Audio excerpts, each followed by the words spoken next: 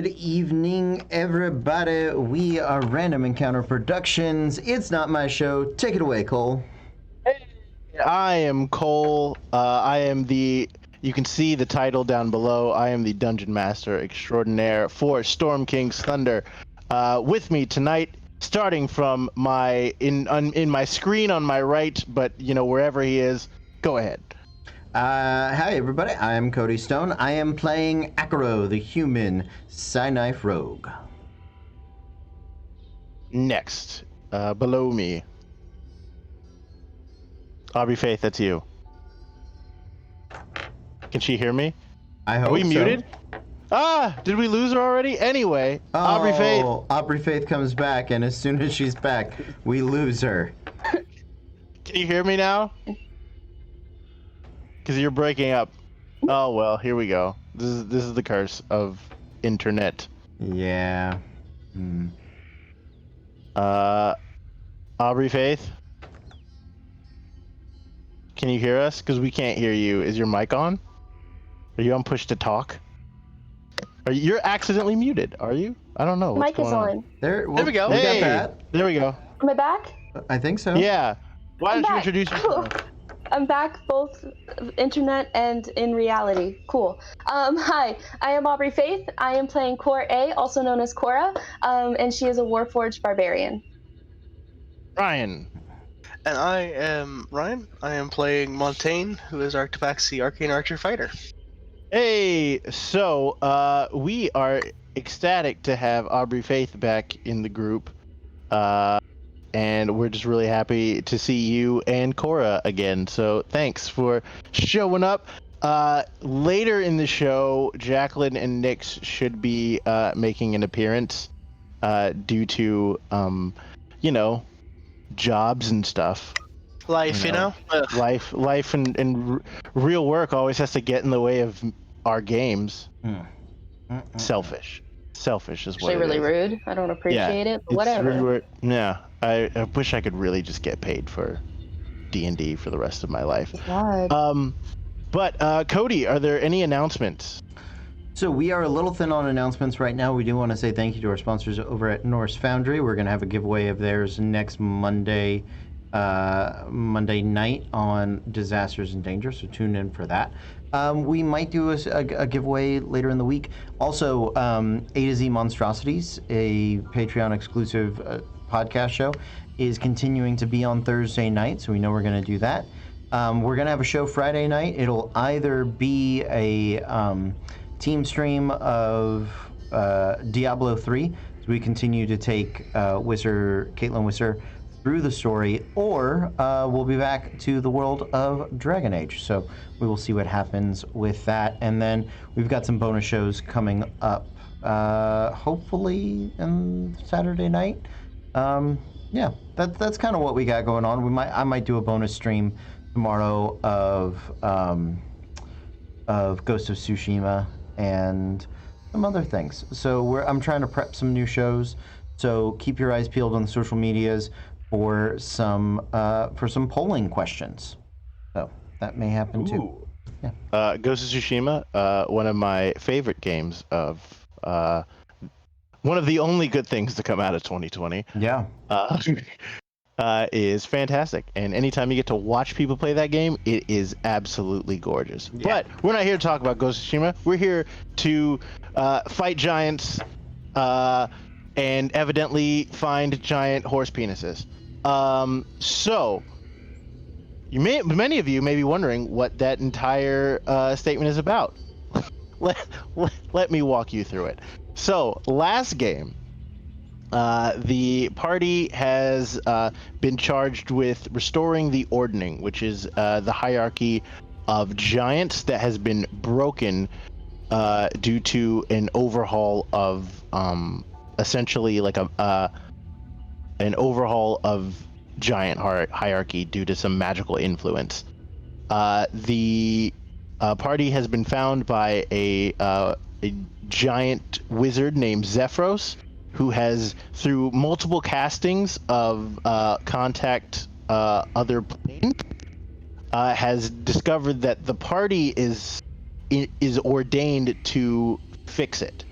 So he has told them of their quote-unquote destiny, and he had shipped them over to Golden Fields, where they began defending the Sword Coast against the incursions of giants. They became the heroes of multiple cities that they have defended. They have made friends, they've lost friends, and they entered the town of Amphail yesterday to deliver a message from Miros Zelbrin to Arlios Starhenge. And in that process, they recognize that the giant horse statue that stands in Amphail had been castrated by some prankster. Not willing to let this go, our party of last week, which consisted of Way, Nyx, Lakashana, and Saxon, went on a dick heist where they attempted to find the lost penis. They succeeded in locating it.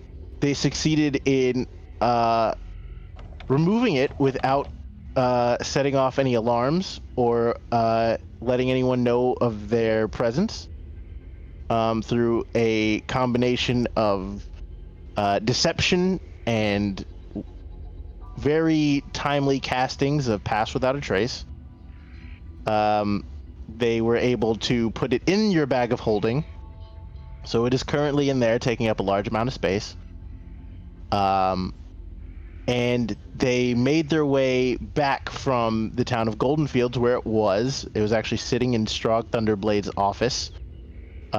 They have made their way back to Amphail to see that the town has been ransacked. And God, I so love D&D. we are going to pick it up with Akaro and Montaigne having a conversation with Lord Ilzimer in the Staghorned Flagon in the city of Amphail.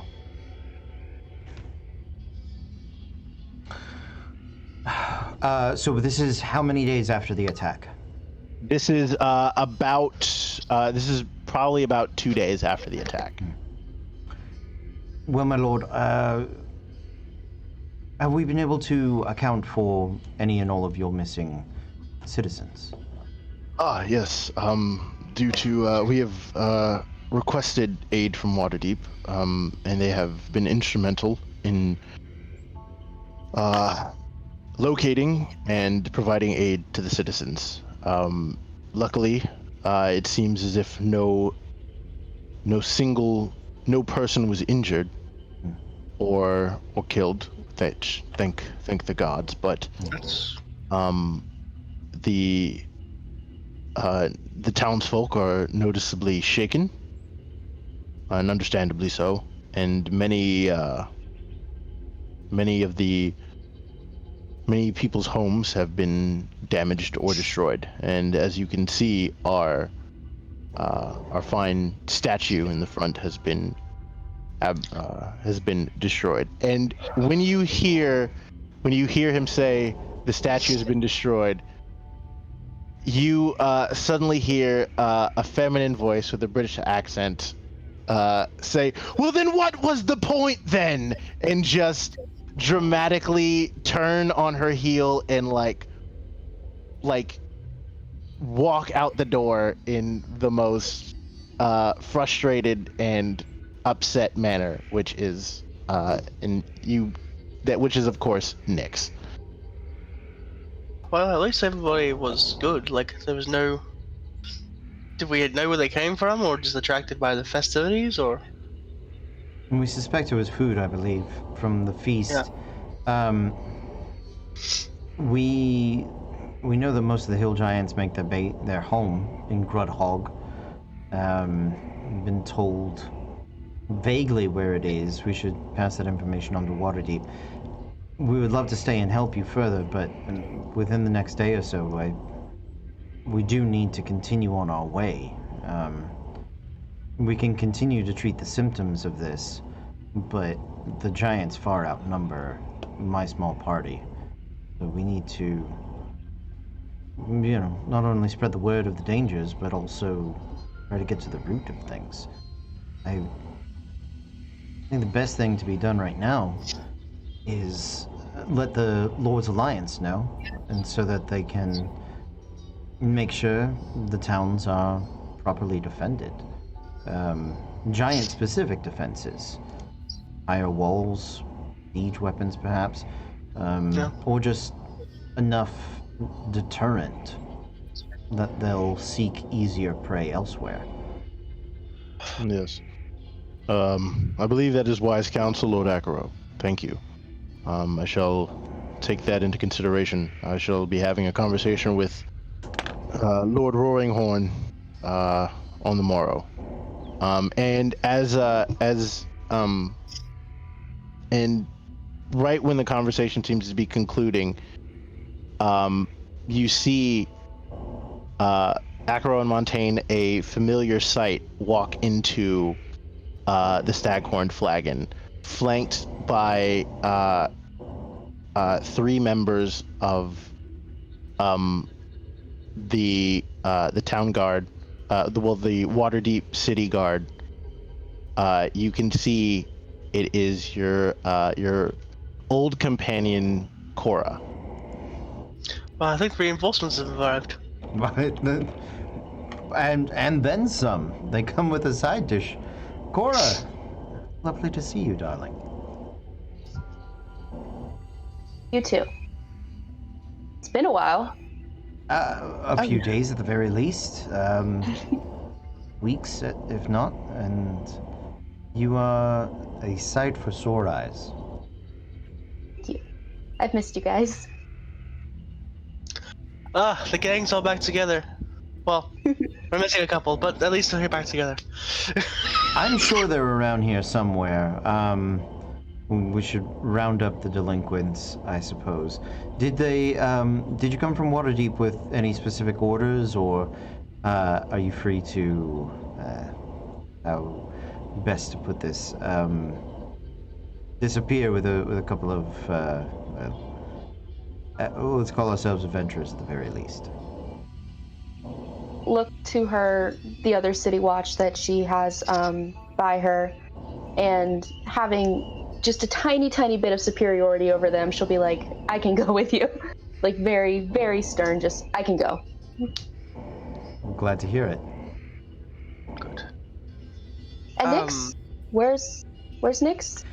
I think she is recovering from a poorly timed errand. It's tough to explain. I'm gonna leave that to her, though, as it were. We should see what's left of the town, see if there's anything useful left for us to do here, or anything that we can commit our coin to help support this community in its time of need. But I'm sure Nyx will be catching up any minute, as will Lakashana and Way and Saxon. I'm sure there are others. We've got more in our ragtag bunch since you've been. Those words. Yeah. You know. So, onward? Lord Friend. My mind's a little clogged right now. He turns and he goes, Ilzimur. Ilzimur, thank you. I think what Akaro said was very important. We've taken down a couple giants in our time. I don't mind spending time with your Lashes and getting them at least precision trained a little bit. Spend some time getting them extra practice down range, because let's be honest, if you can get them before they hit the walls, you don't really need more walls, do you? He kind of looks and he's like, "It's a good point. Nice. The best defense is a good offense, some say." So, Just let me know when you need me. My time is yours. Appreciate it.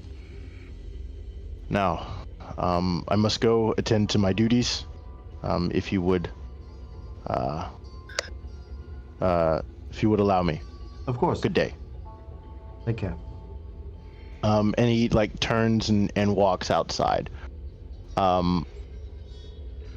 And he kind of nods as he walks out. He nods to Cora and he goes, "The presence of you and your men is appreciated. So thank you, Sergeant."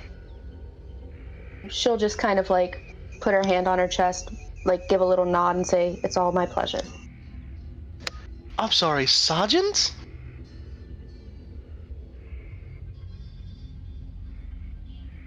My God, we've been moving up the ranks as we've been on. I'm glad somebody is getting some recognition for our good deeds. Well done.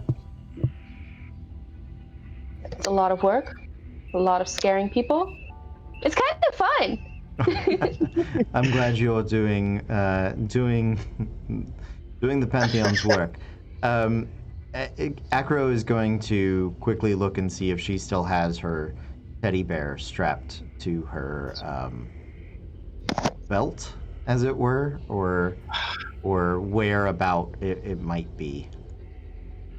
So, she would still have her teddy bear, and she put it on her lower back, like her lower back area, so that she can fight straight, and then he's got her back. Oh, that's adorable. Oh, Lord. Oh, it's adorable. I love it. I'm crying. Yeah,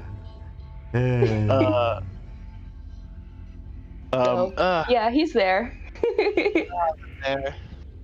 So, what's the plan now? Let's take a turn about the town, make sure that there's nothing immediately here for us. And if we can get a day's start on the travel, we'll do so. If not, tomorrow is a new day. Let's take a look around. Let's take some time, yeah. So, out of character, I don't know. I know we've been here for a couple of days. I don't know if there's anything left that we would be able to help them with. But just in case we were waiting for Jacqueline, for Nyx to show up before we hit the road, I'm good to go if, as long as we have supplies to travel. And we had horses last time I was here. So. Yes, you guys still have horses. The horses were not taken. Okay. So currently, what the situation is, though, you do not have the bag of holding because Nyx still has that. Okay. But as of right now, it seems as if the situation is well in hand by the town and city guard that were sent from Waterdeep and the current guards of Amphail. Okay. But you do notice that out once you exit the tavern, you can see that there are a number of people in front of the wreckage of the statue. Okay. Yeah. Well, I'll head over to check out what is going on with the statue over there. So you do notice that there are a couple of oddly like slim men, and they're kind of like moving things back, and they're like taking parts of the statue, and they're like, one's like, "Can you please help me with this?" And the other one goes, "No, it's fine. You have it. You can take care of it. It's fine." And he goes, "No, I don't have it. I don't have it. I don't have it." And he starts to fall over. And the other one just kind of sits there and laughs as he like daintily moves his much smaller piece into like he's trying to make a pile of like all of the pieces of the horse statue. Okay. And he's like, well, what you could do is you could stop trying to carry the heavy ones and just take the small ones and put them in the pile, like I'm doing. And he goes, that's just because you're lazy and you refuse to do any work. And he's like, okay, can you stop pretending that you're built like Hoshnag already? You are definitely not that strong. You have the upper body strength of what is really small. I can't think of anything off the top of my head. Anyway, you have no upper body strength. Let's just go with in it. character. No, that's totally in character. Yeah. He's like, you have no upper body strength, is what I'm trying to tell you. And he goes, well then, how am I supposed to develop them if I don't lift heavy things? And he goes, well, you're punching a little bit out of your weight class, my friend. Yeah. So it's essentially them just like sniping back and forth at each other whilst moving. I will look at Cora and see if she wants to help move heavy things. Moving heavy things is not in Akaro's wheelhouse or weight class either. I mean, he's probably stronger than they are, but it still is not. It could be another trying to ride a horse moment for him. So, so We he'll could do one of two things. We could watch this happen and take a little bit more time just enjoying this, Right, or I mean, Cora can show him up in like one finger. it's a brilliant show. I mean, you feel like they should have their own, what is it, like play series, maybe a vaudeville act, maybe like an ongoing arcane scripture thing. Like, I don't know. There's got to be some form of Sword Coast entertainment that we could serialize with these two people moving things specifically. Write down that business idea. Bring it down. Yep, there we go. Coast Entertainment. And you hear one of them go, I told you, I'm an artist, not a bodybuilder. I don't waste my time with this. Cora's gonna go over and help move the big piece. But Go ahead. Sorry. No, go ahead. if she moves the big piece just fine, what she would then like to do is she's gonna sit on the ground, both legs out like a child, you know how they do, and she's gonna start taking the little pieces and trying to put them together like a puzzle, but she probably has two pieces that definitely do not go together. But she's gonna start trying to put them together like a puzzle with her legs out on the floor. One goes, oh, no, please don't. The more you're going to damage them even more, which makes our job that much harder. But your help is very much appreciated. Thank you, my dear. And your name is Cora? Cora? Cora. Cora. The Core A, but people just call me Cora. It's nice to meet you. I am Clevlando the Magnificent. Thank you very much. My works have been. What was that? One more time? Clevlando the Magnificent. Bless you. One more time. I have a feeling you're making fun of me. Never. Well, I'm pretty sure you all have heard of me. But Londo, do you do some form of entertainment? Oh, I do not necessarily do entertainment. I, sir, am an artiste, a sculptor, to be precise. But to the joy and entertainment of others. My work is. But the work stands for itself, not you necessarily. It's not a performance art piece. That would be. It's not a. Oh no. That's gaudy. Please, that's gaudy. That's awful, right? Exactly. Yes. I was wondering, have you ever worked in? What is your preferred medium? Clevlando. Oh, I tend to do many of my work in stone. Oh, stone. Wonderful. Yes. Wonderful. Was this? Hence this Yes. situation. This cavalier was yours. The cavalier from Clevlando. It was actually my father's. It was your father's. It was my father's work. Oh. So, unfortunately, these blasted giants have come through and ruined everything. Right. You know, I do understand. This was my father's masterpiece, his magnum opus, if you will. This brown statue of Clevlando. This Clevlando's brown. Well, no, Clevlando Stallion is what it's Clevlando called. Stallions. I apologize. I thought I would have gone with Cavaliers. I think should you remake it, it should be Clevlando's Cavaliers. But that's just me. I could add. I may have to add more. A legacy piece, not just your father's, but then we add some context to it. Could be. I like the way you think, sir. What is your name? I tried to think big. I am Akaro of Waterdeep. Allow me. You have already met Cora or Core A. This is my associate Montaigne. We are otherwise known as the Chaos Studs, and we are traveling throughout the Sword Coast, attempting to put right these giant happenings. So. Oh well. I do not mean to be rude, but what happened with this one? Well, we had somebody threw a banquet. Wasn't necessarily. We hadn't prepared for it. You know, sometimes you get hit with a surprise banquet, and sometimes, much like ants to a picnic, a banquet may attract hill giants. So we did prioritize the lives of the citizens of Emphale before the statue.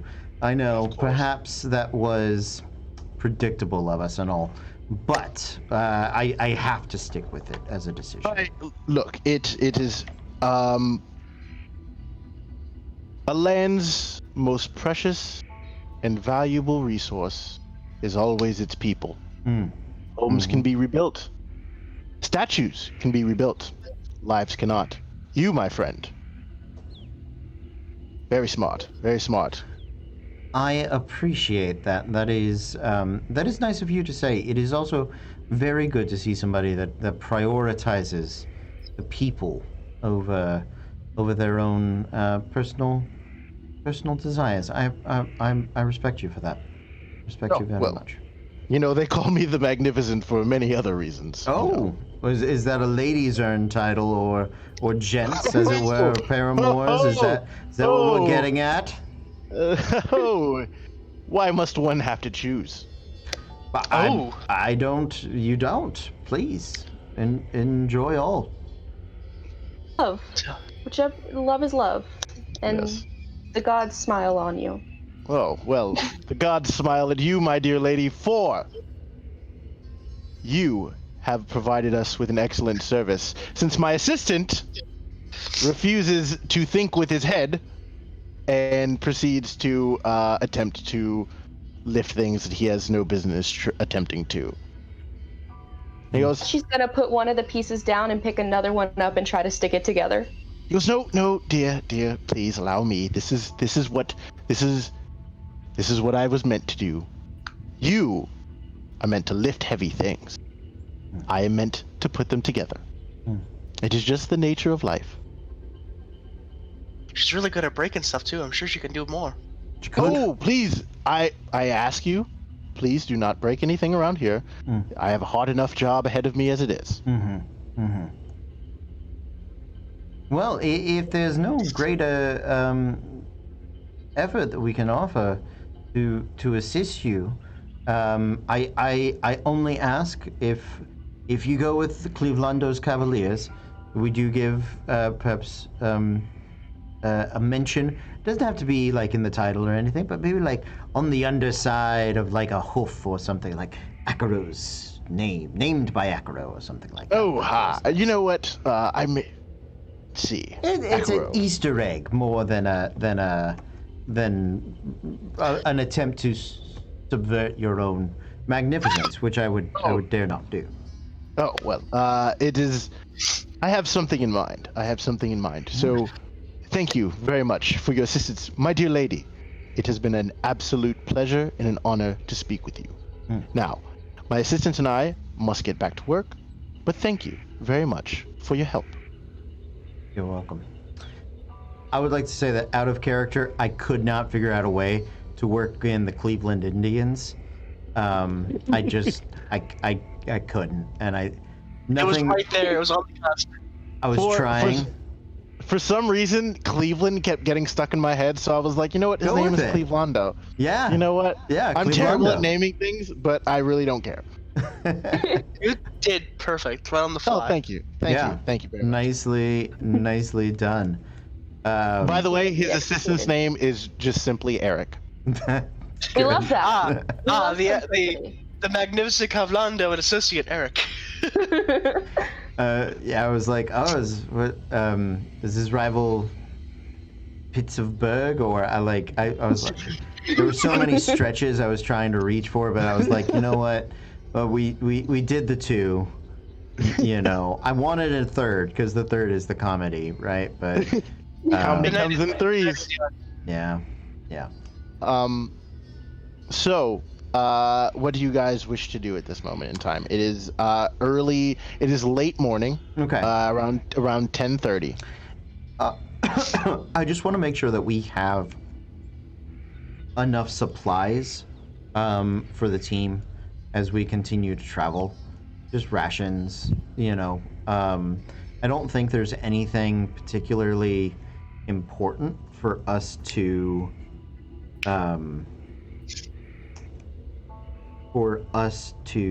purchase.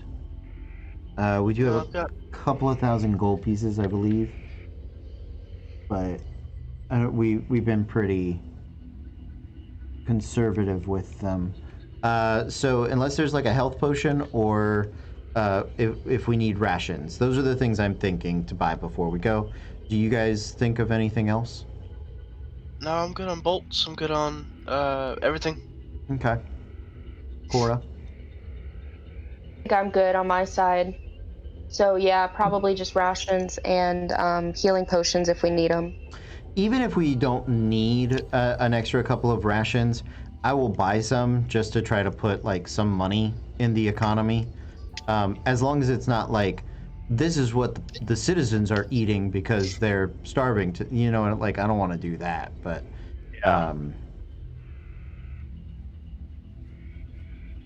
yeah, so you could go ahead and buy like a few rations, you know. okay. Probably What do you think, like 3 gold piece, 5 gold piece?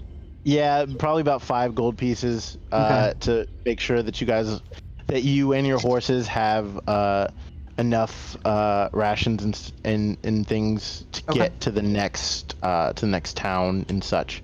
Okay. So on the map, if you so you were given direction to look at. You're currently in Amphail. Mm-hmm. You were given direction to look at Crypt Garden Forest, Yep. head over, and possibly Shadowtop Cathedral. And you were also given the note as the letter as well. The letter. Akaro. What was the letter for? Please remind The me. letter was from your father. Right. That I Yes. sent Yes. you, Yes. That and one. the thing, he did also give you a. He did. He mentioned. I'm pulling it up now. Everland. Everland? Okay. Which is going to be in the opposite direction. It's super north. Oh, it's super north. Oh yeah, you're pinging off where I was scrolled. That is super north. So I think we continue to work in those directions, just hitting stops along the way, from Amphail up this. What is the name of this road? Does it have a name? Up the Long Road. Long Road is literally its name. Long Road. There you go. So up Long Road, we'll probably stop in Red Larch. Okay. And then from Red Larch, just before we get to Westbridge, we can turn into Crypt Garden Forest. Come back through Westbridge, I guess up to Tribor, Yartar, Calling Horns, Noanor, Shadowtop Cathedral. Out of Shadowtop Cathedral, Oliston's Hold, and on to Everland. So out of game real fast. Crypt Garden Keep or Crypt Garden That is for the green dragon that we're talking to. Yeah, that is for the And Shadow- green dragon. And that's for the green dragon. And then what was for the cathedral? So the cathedral was, I think it was Lakashina's note that she got from Goldfield. There was the awakened tree, and the person that awoken the tree was like, "Hey, my old awakener used to do a bunch of deal with giants a lot. You guys should check in and talk to them." Cool. Okay. So Shadowtop Cathedral is an option. And my dad, who is a famous adventurer who actually has some solid gear, usually said we could pick up some useful items in Everland. So while I may not like him, I do appreciate, well, I mean, I like him well enough. But I do appreciate him being like, hey, if he's talking like magic items, then he knows what he's talking about. So it is, yeah. So Cora, you are now a sergeant. We get to meet a dragon here soon, so that'd be fun for you. Ooh, a dragon. A dragon. That could be cool. It's a green dragon, so like, not quite silver linings, but you know. I mean, I'm a red robot with silver linings. Everybody's different. Yeah, that's fair. You know what? That's on me. We met a black dragon. No, Bronze. bronze dragon. Excuse me. We met a bronze dragon. Him and Nyx have a thing now. That's great. And he's just gonna start like rattling on like the stuff that we've done since Cora's been gone. So we'll say that you guys are kind of having this conversation as you are making your way out of the town. Yeah. You're starting to head north on the long road. Mm-hmm. Can someone go ahead and roll me a D100 for like the first day of travel? Yeah, I got it. As of right now, from Amphail to from Amphail to Red Larch, which is the next town, you're looking at about 5.5 days travel. Okay. I can calculate the cost in rations if you need me to. I mean, I feel like that's not as. We'll say that you have bought enough rations. Okay. I usually, if there are enough stops somewhere, I can usually say that you guys keep yourselves rationed up. It's only when you're going on like long distances, like long distance marches where there isn't like practical places to stop or hunt or something like that. Yeah. And on top of that, you're also traveling with a hunter. Oh, so yeah. True. We can say that if you guys do have to run low, Montaigne is able to kind of take care of things for the most part. So if someone Don't could have roll to me, eat, I think, right? So. Yeah, like Cora doesn't really have to eat. I rolled 2 by accident. The first one was an 81. The second one was a 57. If that is viable, or I can roll again if you like. Okay, let's see. Give me 1 second. Let's consider that. I thought for a minute you said you rolled a 2. I'm like, oh god, what happens now? Oh. We're screwed. Yeah. It's over. Another dragon from the sky. 81 and a 57, you said? Yes, that is what I said. Okay. Secret tunnel guy's back. Oh, you wish. Oh yeah, they also ran into a hippie who gave them drugs, and it's pretty much the nomads from Avatar: The Last Airbender. My body is a temple. That temple has no doors. That temple has no doors.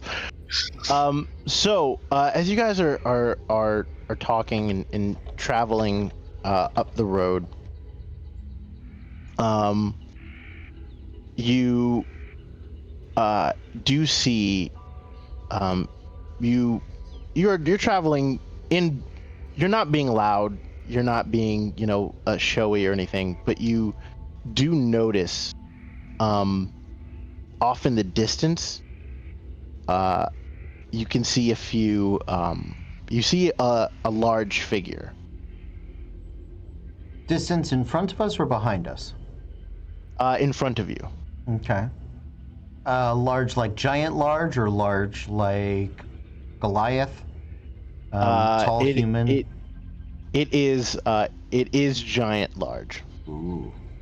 And there are a few. There are also some smaller figures next to it. Ooh. Wow, we should probably check this out, but carefully, I think. Yeah. All right, we're doing a little reconnaissance. About how far do we estimate we are from them? You're probably a good. You're probably a good 200 to 300 feet away. Okay. Because they're pretty obvious. They're not exactly being stealthy. Sure. Are they fighting? Are they moving towards us? Are they moving away from us? Is it daytime? I'm sorry if I missed that. No, it is still daytime. Okay. You guys have been traveling for maybe about 3 to 4 hours. Okay. Late in the day. It's later in the day. Probably like early to mid afternoon. Mm-hmm. And you notice that there is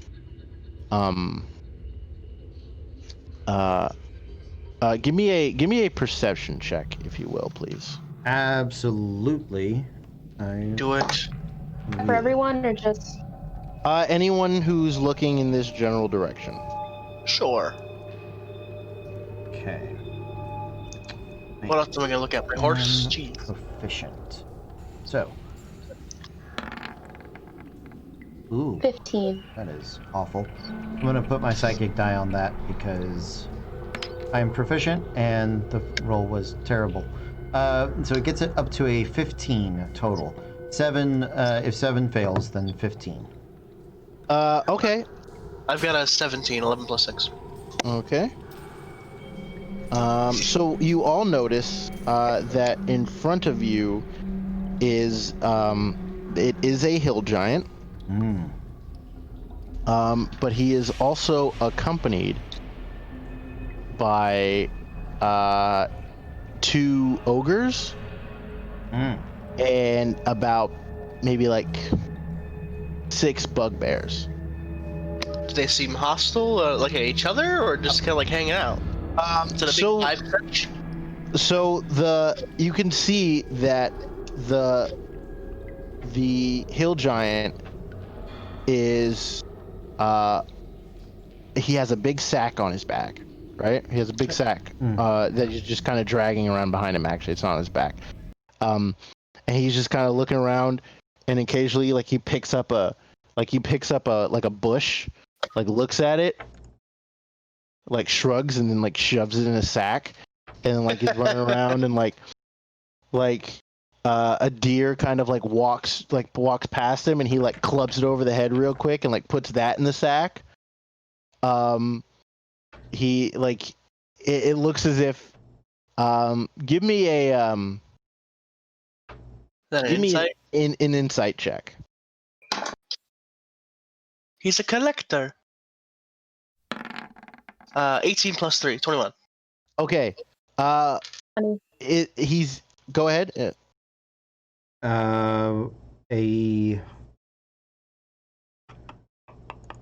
Sorry. 21 as well. Okay. So you can assume that he is looking for whatever even seems edible to just put it in a sack. Oh man, bugbears aren't edible? Come on now. To the right buyer, anything's edible. I'm gonna start to pull the horses off the side of the road, and we should probably not run directly into them. I don't want to go in the sack. Agreed. I mean, what's the worst? Well, never mind. I'm Please not don't. I gonna. don't like dark places. Let's go.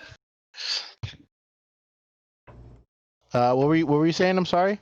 We were gonna get off of the road and try to hide.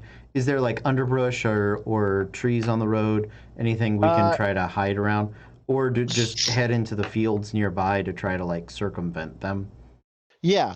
You can go ahead and give me a survival check on trying to find the best route past them. Okay. Ooh.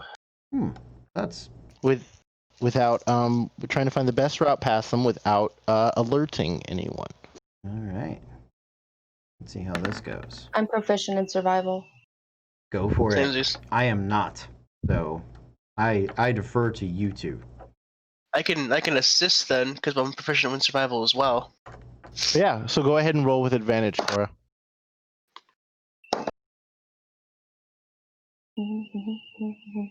24. 24. Yeah.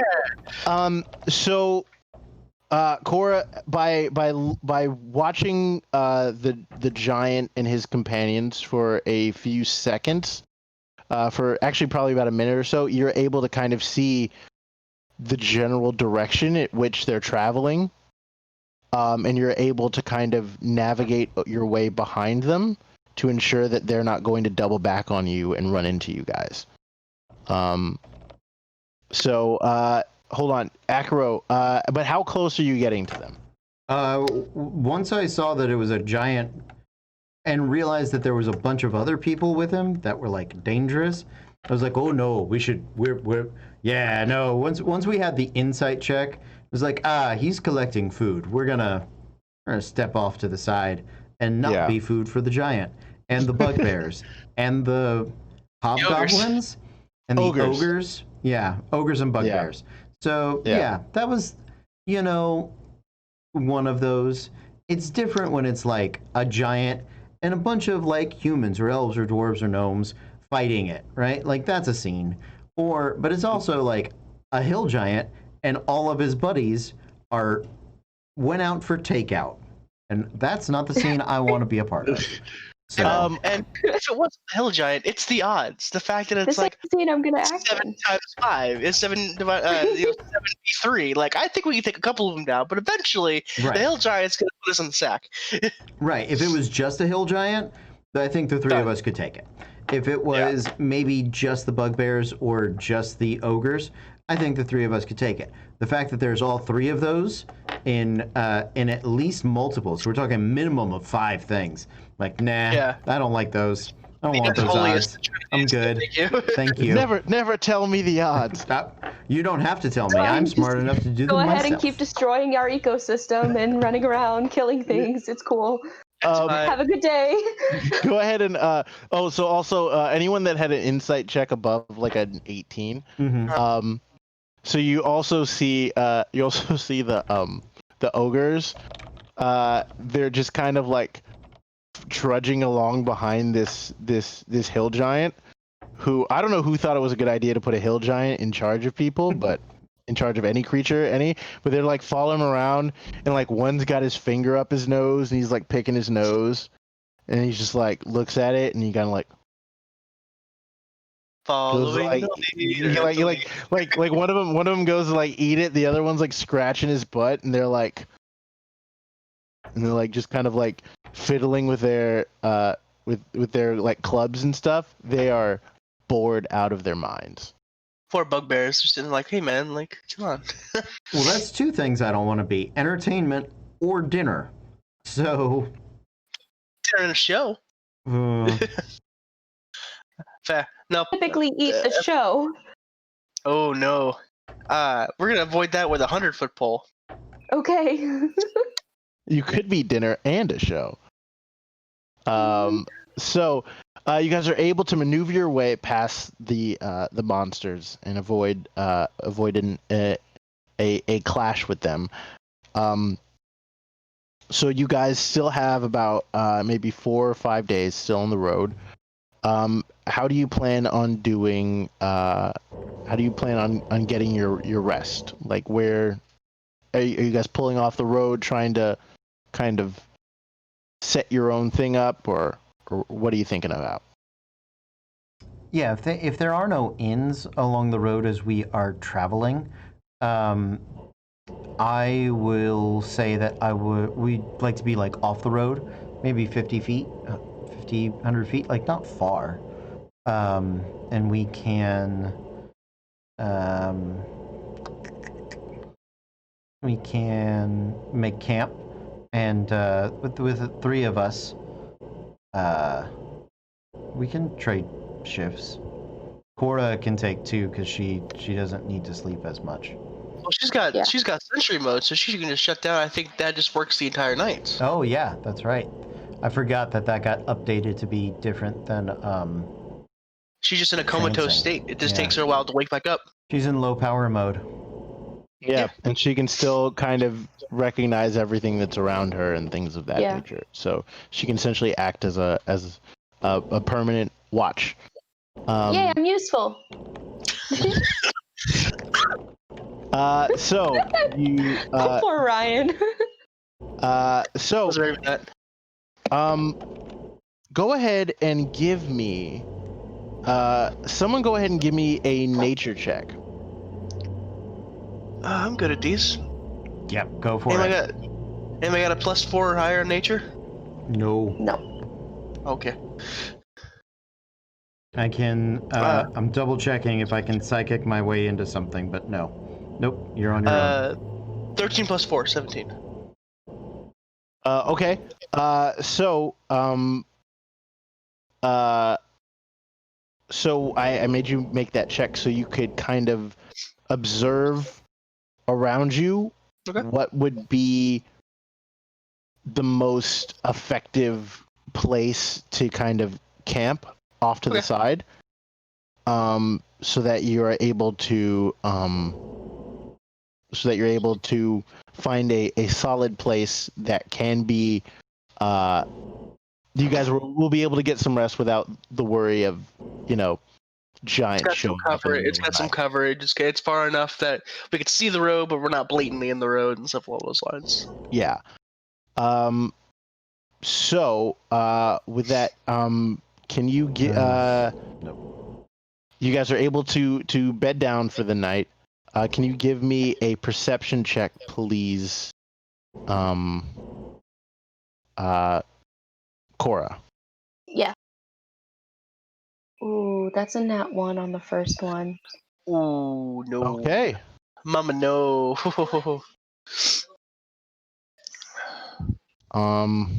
Suddenly, I'm sorry. that hill giant and his bugbear friends and knocking Can't roll hot all the time, guys. I get it. Hey, You're good, it babe. happens. Yeah.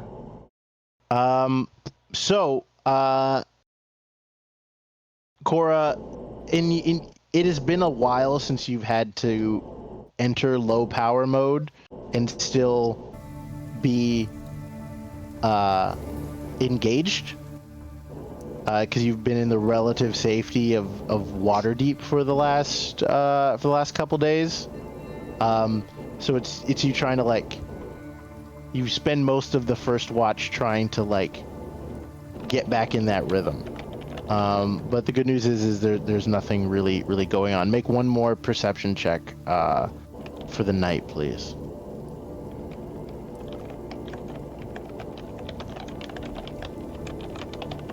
That's a 5. Ooh. She's not a very perceptive person. Let's see. So, could someone roll me a D100, please? Sure. Let's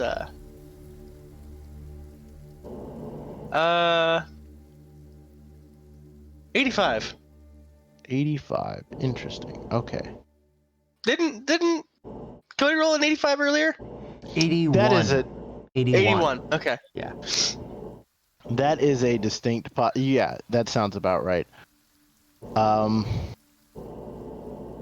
So, Cora, you see on the road, from the road, you see about, well, you can't really make out the number because you rolled a really bad perception. But you see a number of people in what seems to be like the dead of night, you see a number of people heading south on the road past you. So in the opposite direction of where you're going.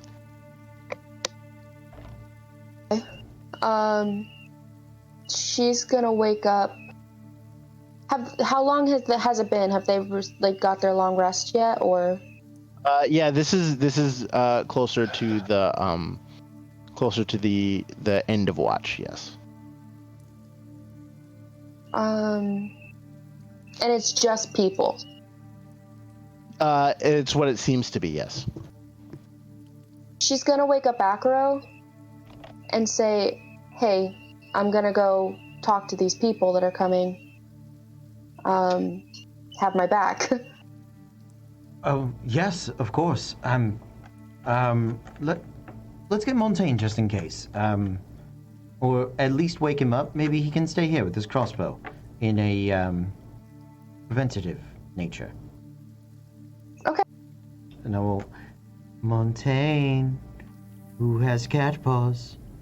Who has cat paws? Yes, you do. Yes, you do. Yes, you do. All right, no, I'm done. Now get up. Get your crossbow. Pretend like you're asleep, but keep it trained in case we need to start shooting fools on the road. Okay. So what she's gonna do is she's gonna. My mic off the entire time. There's a whole bit about dancing lights and not being woken up.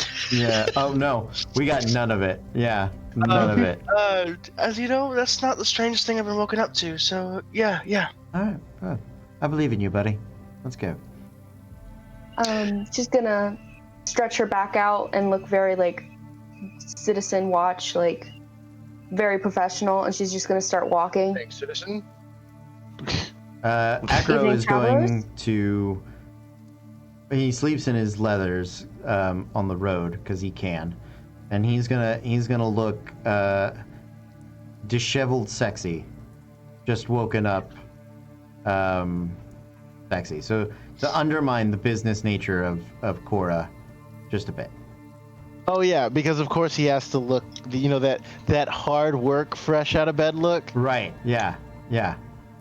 The one where his hair is just messy enough. Yeah. It's styled bedhead. Yeah. Exactly. Exactly. Yeah. I'm gonna go find a tree to go up. Okay. Montaigne, you already have a climbing speed, so you're fine with that.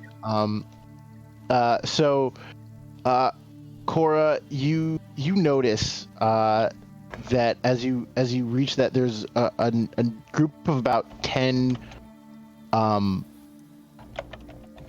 just regular commoners, like peasants. They have a number of they have sacks over their shoulders. They look weary, they look worn, they look tired, and that they are just a couple of them have a few injuries, nothing major, but a couple of you see a couple people have like their arms in slings and stuff like that, and they're just like and when they see you, they're like, "Oh, I didn't expect anyone to be on the road this early." She's just gonna do her stand up straight. Evening travelers, I see you are disheveled. What happened? There were some giants attacked our homes. Town is gone. There's nothing. What So town we're was just it? trying. It was nothing major, really. It was just something that we had tried to set up between Westbridge and Tribor, but you know, now it's our entire life's work is gone. So.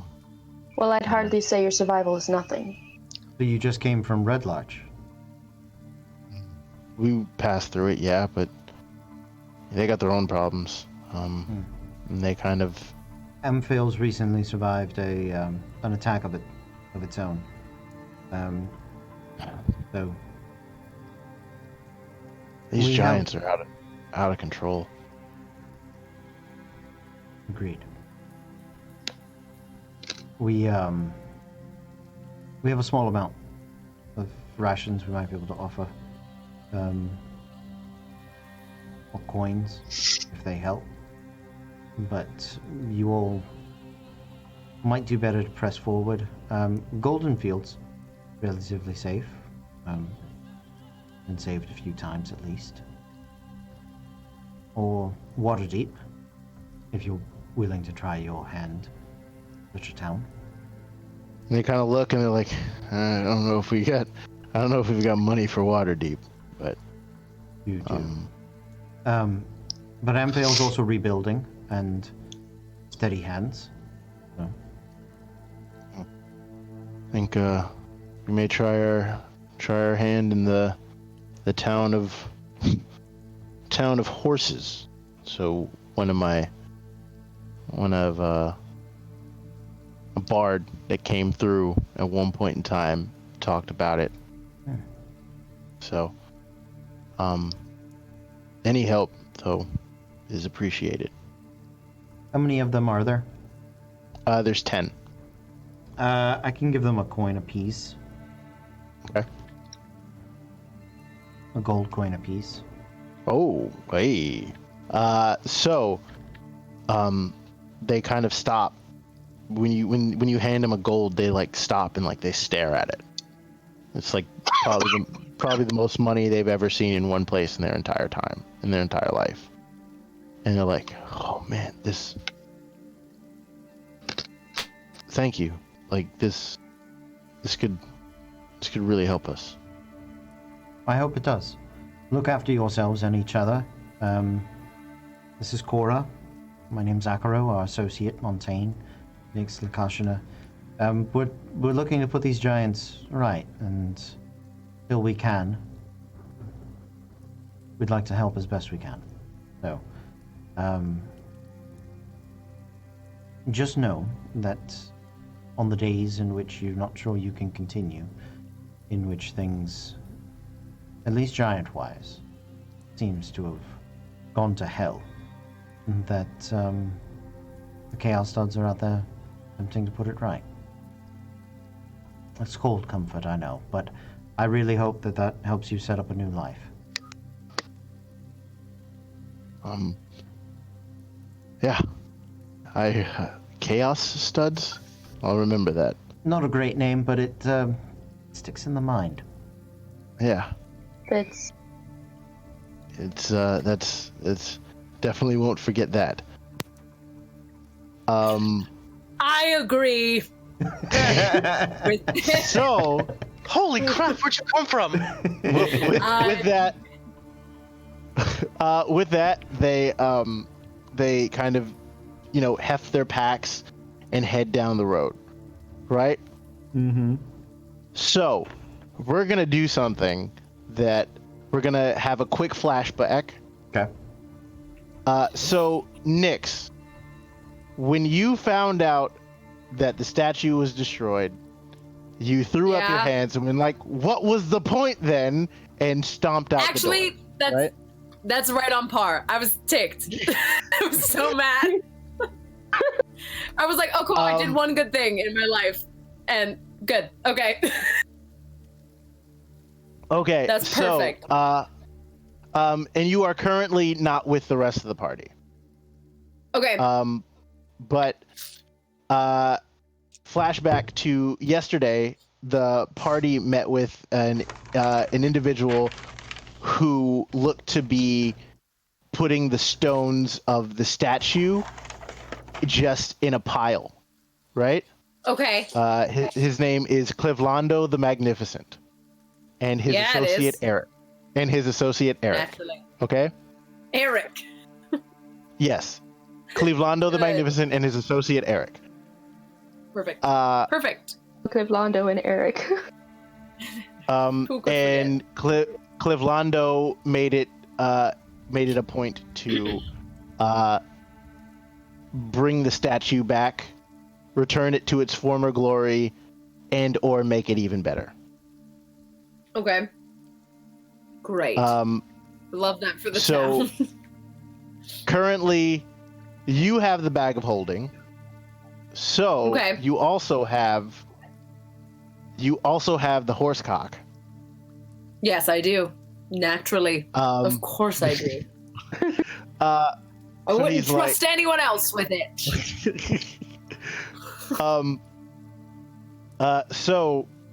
And you do notice Clevelando the Magnificent and Eric trying to put the stones back together. Okay. All right. After I have a good old temper tantrum in my room, I will come downstairs, grab a drink, and see them putting it all together. And if I see them putting it together, I'll walk outside. And approach. I'm not sure which one's what, but I'll go ahead and approach them and be like, how's the puzzle going? Goes, oh, well, it'd be a lot better for you to, help me lift heavy things. And, there's a really nice, metal woman earlier who helped me lift some stuff. She was pretty cool. Because I couldn't really do it. And you hear from the other side, I told you, these hands, I cannot be using them to lift heavy things. These are hands of creation. These are not hands of manual labor. And he goes, he's just been saying that to me over and over again as I try and move everything, and he's not really helping. He's kind of sitting there and doing this a lot. Well, someone has to be the visionary friend. I hate to break it to you, and it seems like your friend over there really has it. I hate to say it, your friend and I have a lot in common. I also am a bit of a visionary myself. I don't really do the picking things up and putting them down is not my specialty. But, sorry, you said, I would like to back up, a metal woman? Yeah, she was like a full metal woman. She had a little bear on her back and stuff like that. It was pretty cool. Stop talking. Shut up. Shut your mouth. Shut it quickly. Okay. It seems like you have everything under control here. How long is this project going to take? And you hear Clevelando go, you cannot rush art. However, if I can find the missing pieces, which seems like we're only missing a couple, I should be able to get this done within relatively little time. Sure. Well, it would take someone far more powerful than yourself to manifest such pieces, but let me see what I can do. And I'm going to completely step back and turn my back from him and begin to mumble words in multiple languages that absolutely don't make any sense. It doesn't mean anything. I'm just throwing it all together as I try to pull out the missing piece from the bag after waving my hands over it multiple times like I'm manifesting this horse genitalia. And I will begin to raise it from the bag out. I believe this is your missing piece. Give me a performance check, just because I have to see how this goes. I would love to. As one once said, wielding the horse stick from the bag shall be clean of. That is a natural 19 plus, I believe, 10. So she removes it like Excalibur from its sheath. Yeah. And it's really heavy, so it's more like she kind of like. And kind of drops it in front of them as it emerges from the bag, and she goes, behold! And he goes, magnificent! I've never seen such a thing. Now, this could be it, and he stops and he goes, all right, and he kind of runs around and gets another angle and kind of runs around again and runs another angle, and he goes, all right, here we go. And he kind of I'm gonna leave you. And he goes, no, wait! You must see this. Okay. This is Clevelando the Magnificent at work. And he kind of stops and he like holds his hands over the thing and goes. And he starts muttering words that seem nonsensical but are actually an incantation. And he goes. She barely does magic. You know. And he actually casts Fabricate. That's And what appears is the original statue of the horse, except now it is no longer on all fours. It is rearing up. Yes. And sitting astride it, with his hat in his hand, is a very familiar face, a very familiar figure. It is Akaro. Oh, Oh, that's awesome.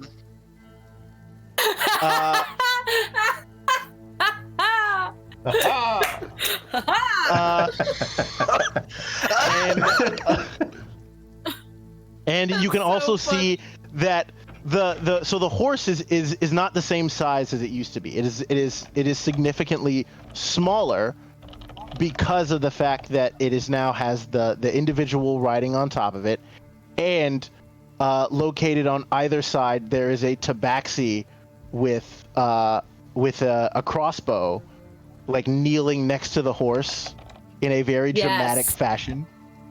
Yes. And he must. You see a very familiar robotic looking figure standing menacingly next to the horse, wielding a great axe. And it is Cora, and you hear him say, "And it is done. Clevelando the Magnificent has done it again." As soon as she sees all of it complete, and she sees the figure of Cora, she's going to turn to Eric and say, as fast as you can, tell me which direction they went in. They headed north up the long road. Okay. Any more details? Did they say where they were going, where they were headed? I mean, they said something about a town. I mean, the closest town here is Red Larch, so you can probably assume they're heading in that direction. Yep, that's good. Bye. As he's saying it, I'm going to walk away as I'm like, great job, good job doing it. Really good work, and I'm taking off. I'm going. is it bad Do that you take your horse, or are you running? Is there a horse? I mean, you still have your horses. Oh yeah, I'll take it. I'll take it. All right. I got one leg on the ground trying to kick stuff off the horse. I'm like, I'm trying to go out of here, baby. Is it bad that I had secretly hoped he just had to cast mending for the next 6 hours? No, Fabricate is much more fun. Oh, it definitely is. But there's the little devil inside of me that would have been like, DM, don't hate me for this. Don't hate me for this, DM. But you said the whole statue's a little smaller because he added parts. Is the horse dick the same size? The horse dick is not the same size, but it is there. But it is there. It is there. The town still has it, and that's what's important. The symbol of hope remains. Yes. And it says underneath it, the title of the piece is Clevelando's Cavaliers. Yeah. Oh, amazing. Yeah. fantastic. I'm riding off. I'm going to tell them all about D&D. this beautiful statue.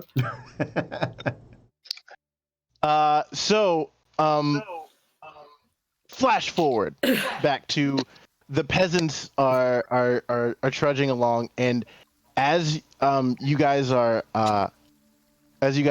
heading up the road, it's about maybe 11:30 when you hear just a furiously galloping horse behind you. I will turn Cora's and gonna look turn towards the around. galloping horse. You probably give also me a hear just as you like turn to look, there's like a lot of instruments as well, like clang clang clang clang clang clang, bagpipe,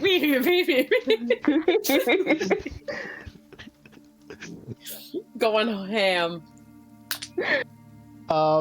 And you can see charging in, looking disheveled because she's been riding almost all night, and looking just like is good old Nyx. Just absolutely cracked out of my mind, red eyes, and I will ride up right next to Cora. Have a horse. Yes. Oh, she's on the ground right now, I right? will. Or did we I'm, ride yeah, up I'm to on the the she's ground peasants? right now. Oh, so- Well, no, you guys had after the peasants had left. It's about an hour after you guys ran into them. Oh, okay. okay. You guys are Okay. are back up the road, yeah. Okay.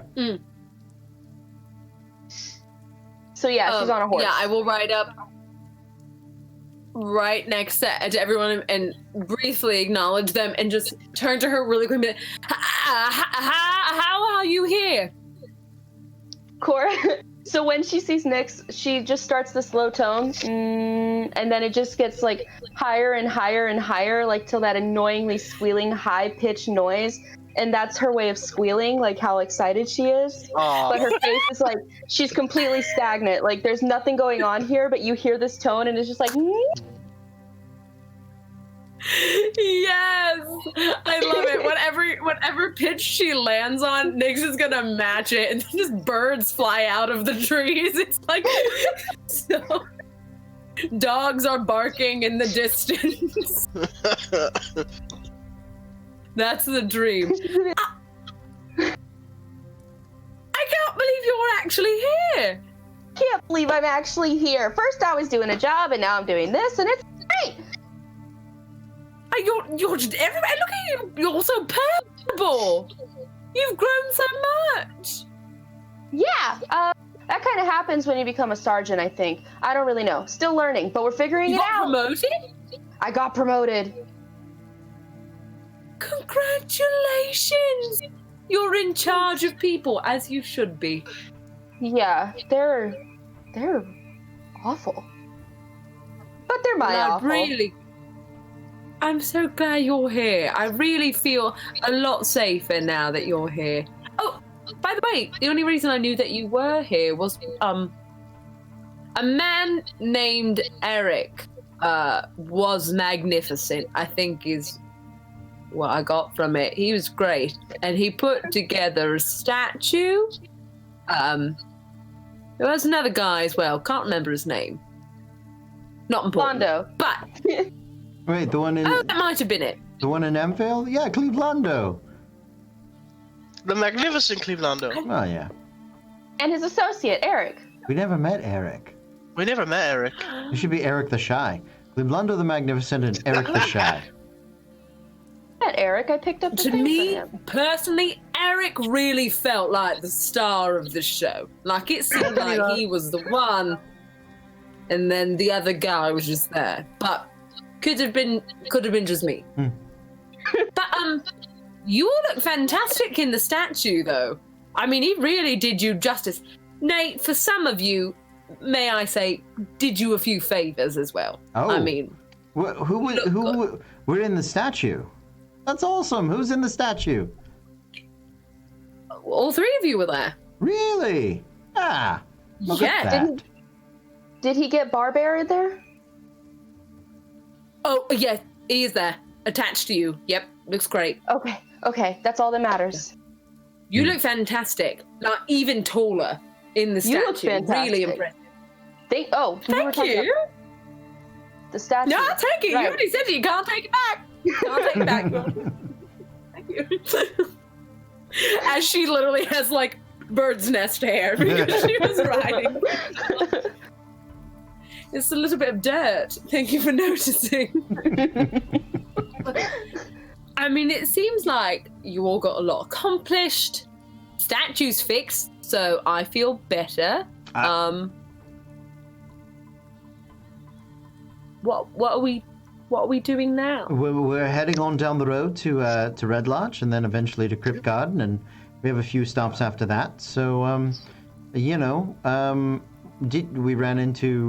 we avoided a giant and some ogres and things, and then those are sort of the highlights. Peasants just changed some lives there. We're changing lives. A Casual little bit of philanthropy. life coaching. Yeah.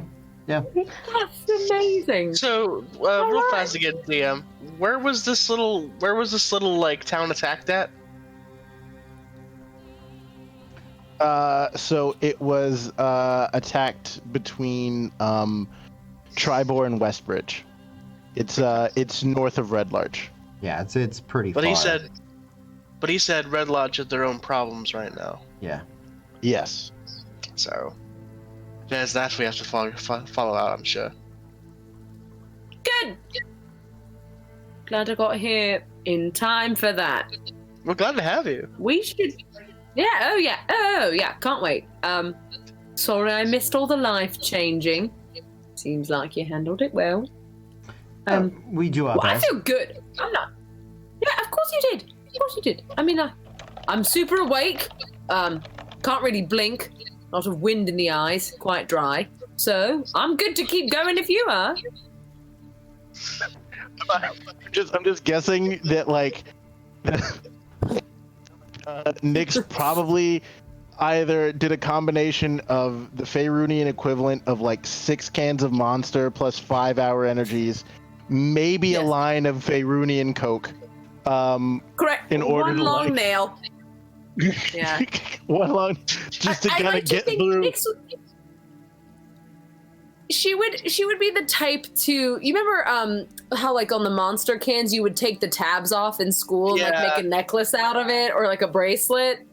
Yes. It's that thing. Just monster after monster, and she's like, check it. Sick. I was thinking it's like the haste spell cat. It's like the haste spell like 6 times. Yeah, it's like Yep. Okay, so you guys make your way back down the road. You were able to avoid any incidences on your way up. Give me one more D100 roll, please. Do it, Cora. Yeah, let's give it to Cora. Cora I or don't know how to Jacqueline? do that. Hold on. I don't think I have a way to do a D100, guys. On your, could do a percentile. beyond? That's the same thing. Yep. Percentile. anything. Oh, I'm so Do-do-do-do. itchy. 71. Ooh. 71. Okay. So about another maybe day and a half, 2 days into your journey, you come across. Let's see. Can someone else roll me another percentile, please? Yeah, I Jacqueline, got that's you. you. Yeah. Yeah, no, go Okay. do it, Nyx. You do it. Oh, would love to. 58. 58. Okay, cool. So, as you're traveling, you suddenly hear a. What languages do you guys speak? Ooh. Infernal. Ditto. Deep speech, draconic, and minotaur. I speak Cora took Minotaur in high school. Look at that. Got the elective in. It's made it to high school yet. Dwarvish, Giant, Orc, Common, and Thieves' Cant. Akaro, I think the. can you give me a perception check, please? Thieves can't what? I don't know.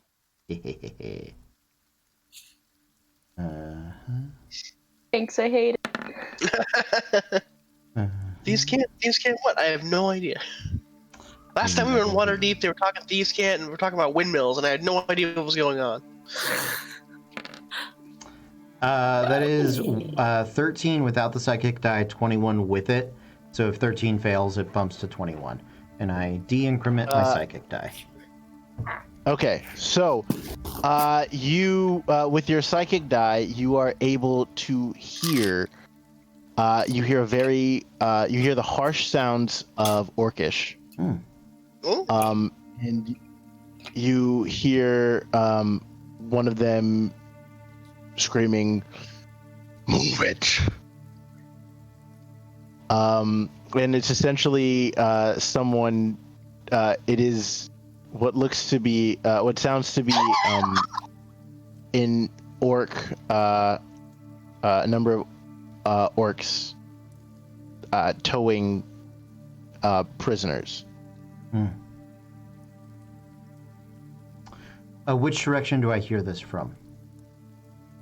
It is coming from ahead of you. Okay, like they're coming down the road towards us?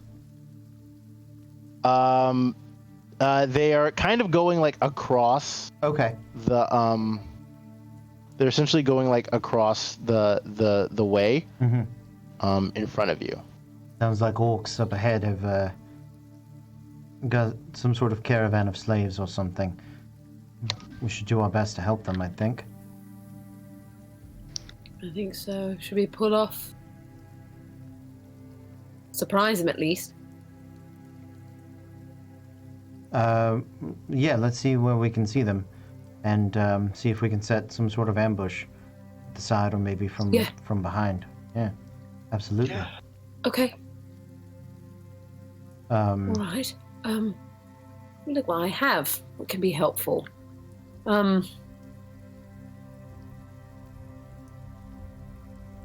Let's see. I'll turn to Acro and ask him, does it seem like there's a lot of them? More than a couple. Okay.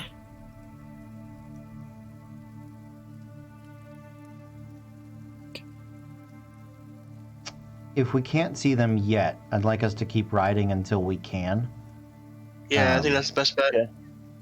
Yeah, and Okay. once we can kind of see them, then we can try to set like an ambush or something.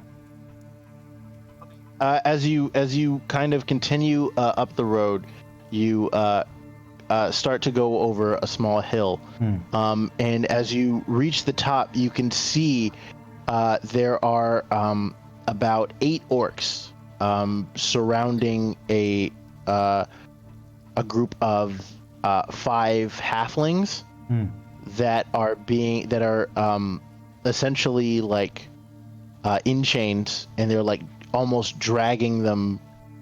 They're almost dragging them deeper. Let's see where. Let me see the map. Where you guys at? They're trying to drag them into the Westwood because that's about where you guys are now. They are dragging them west into the Westwood. I'm gonna. There's 8 of them. Yeah, I'm gonna look at Cora and what do you think? You and I ride them down. Nix and Montaigne support us from a distance.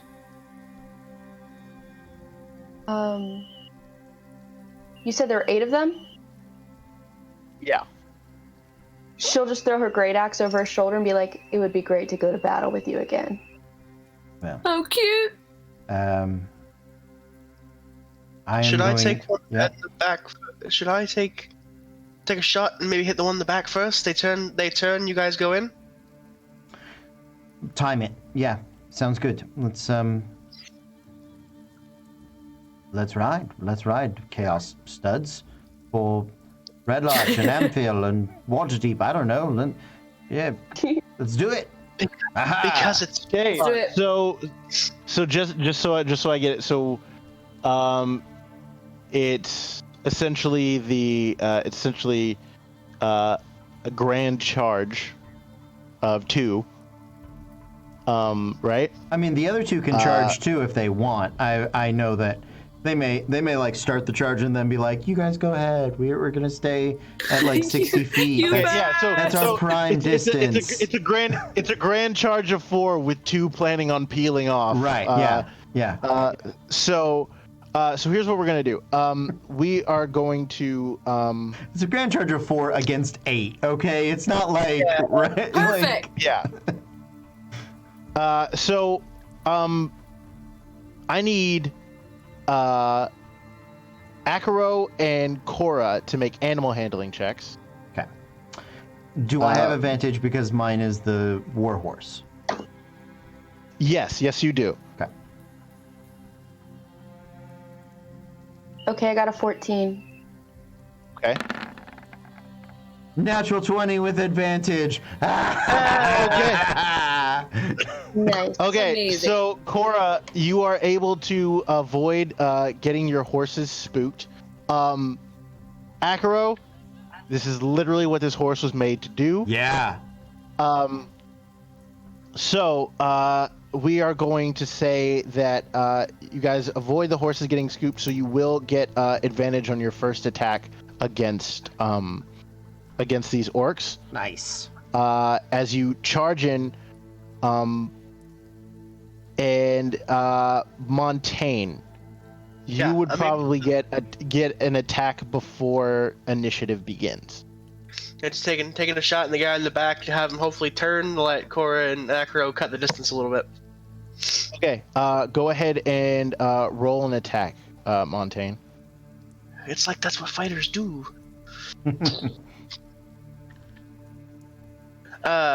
Does a 28 hit? Yeah. So the first one is 14 piercing. So that's the first bolt. I doubt I get both my shots off before.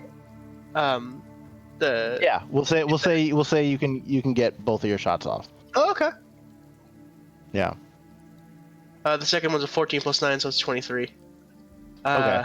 And that one is only 6 damage, so a total of 20 to that back orc. Okay, so if you could do me a favor, I need everyone to roll initiative, and then I'll, resolve everything in the most cinematic way that I possibly can. Yeah. Because this DM, is it okay if I epic.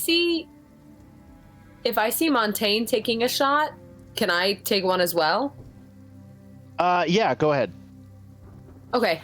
I'm just gonna since I normally take my cues off other people, when I see Montaigne go for it, I'm just going to also I see his 2 shots, boom boom, I'm gonna cast Firebolt and try to just set him on fire. Okay. For dramatic effect. The firebolt hits my arrows. The flaming arrows hit the orc. That will probably hit. That's a natural 16 plus 8, 16, 17, 18, 19, 21, 22, 23, 24 to hit. Yep. That hits. And roll damage. 2. Ooh, 8, 9, 10, 11 points of fire damage. Okay. Awesome. Now, could you guys give me your initiative rolls, please? 20. 22. 22. Oh, wait. 13. Do I add my initiative to my nat 20? Yes. Yeah. Yeah. Oh, I got a 22 as well then. Okay. Montaigne? Yeah, I won't be shooting for a while because I got a 5. Ooh, that's rough, buddy. Nat 1 and then plus 4. This is the first time Yeah. Akaro's rolled well on initiative, and he has a plus 5. So. You guys have fun. Okay. I'll be back here. Okay, so, that is, we're gonna go that, and you said you did 11 fire damage, Nyx? Yes. Okay. All right, cool. I've got everything. So, you guys all kind of come to an understanding at what the plan is, right? And you all kind of you spur your horses into action, and you begin to descend down the hill in a slow canter that then begins to to rise, and you start to go faster and faster and faster until you reach a full gallop. And as you're starting to make your way closer to this group, you suddenly see them. They stop, and they hear the thunder of hooves as the horses start to charge at them, and they start to turn and look, and they start to spur each other into action. As soon as that happens, Montaigne raises his crossbow, fires, and as soon as possible puts another bolt in and fires again, and he just lands two bolts into the one of the orcs that just turned around, and he falls. And Nyx, riding her horse, hair flying in the wind, eyes completely bloodshot, just launches a firebolt at one of them, and he is just like currently on fire trying to like put it out. And then as those two peel off, Akaro and Cora descend upon the rest of the orcs. Akaro, you get go ahead and give me an attack roll with advantage. All right. There are essentially now 7 orcs that are surrounding this small group of halflings. Okay. If there's a leader, I'll attack him. Otherwise, whatever's closest to make it work. So yeah, go ahead. Okay. With advantage, the first one is a dagger with a 15 plus 8 for a 23 to hit. That hits. Okay. That hits. And that'll be sneak attack because I have advantage, and I wouldn't do it until I was within 30 feet. So the closest one that is to you is the one that Nyx hit. Are you trying to hit that one, or are you trying to hit a different one? As long as I'm within 30 feet, can I hit a different? I'll hit the one Nyx. I'll hit a different one. I'd like to hit a different one. Yeah, you can. Because either way, they're close enough together that you can. You just have to time it out a little bit differently. Okay. In your round. So. Okay. So the first attack is D6 on the psychic blade, and my sneak attack is 3d6. So that's going to be 4d6, and to the different one. Not amazing, but that is 16 points of damage. Okay. So Akaro, as you're charging, Nyx's firebolt flashes past your head and impacts one of the orcs in front of you, and you kind of raise up in your saddle and throw a psychic blade at the orc behind the one that Nyx hit, and as it impacts the orc's eyes start to bleed, and he falls limp to the ground. Nice. Perfect. Cora, it is your turn. Go ahead and get your attack roll. Okay, and I roll with advantage because of the animal handling roll? Yes. Okay. So if there, like he said, if there is a leader, I'm going for the leader. It doesn't seem to be like a leader. It just seems to be like a general orc raiding party. Cool. That's a 22 to hit. That hits. Okay, so that's...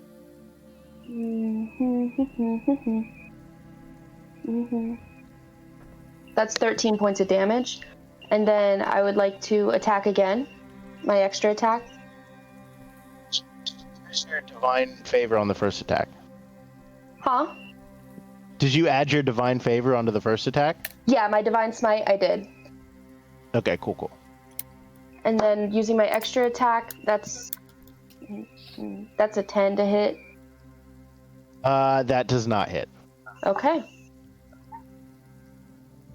So Cora charges in, and are you still on your horse in this attack, or would you jump off of your horse to make this attack?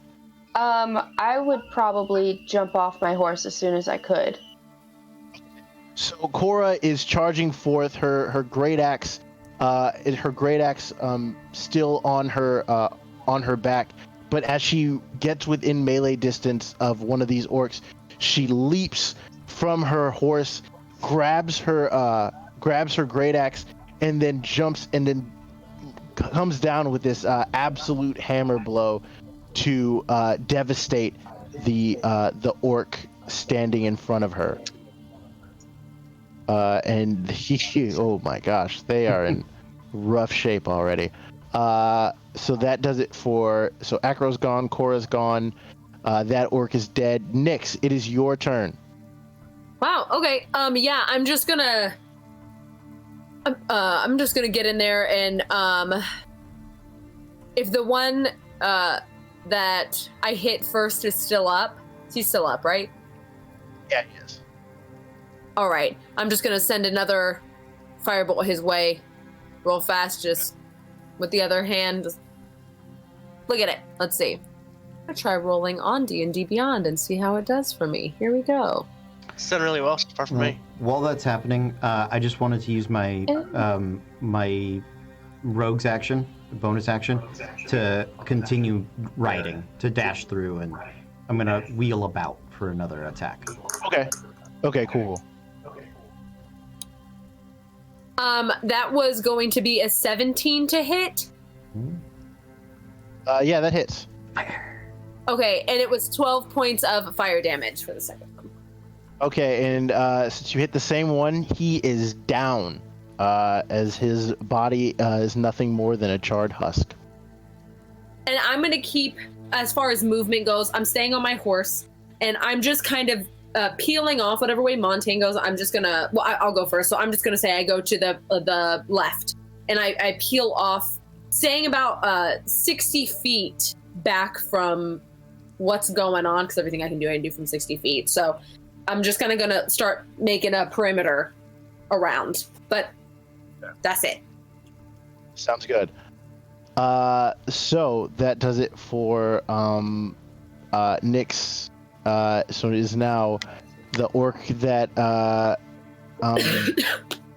that Cora attacked is going to attack her back as they are suddenly assaulted. That is a 17 plus 5, a 22. Yeah, that hits. Okay. So you will take 13 points of slashing damage as it takes its great axe and swings at you. So that is that. One of the unharmed orcs will see what's going on, and he will go to also attack Cora, because she's the only one that's currently on the ground right now. So that is another attack roll. That probably doesn't hit because that's a 12. That does not hit. That misses as Cora is able to fend off his attack with her great axe. Montaigne, you're up.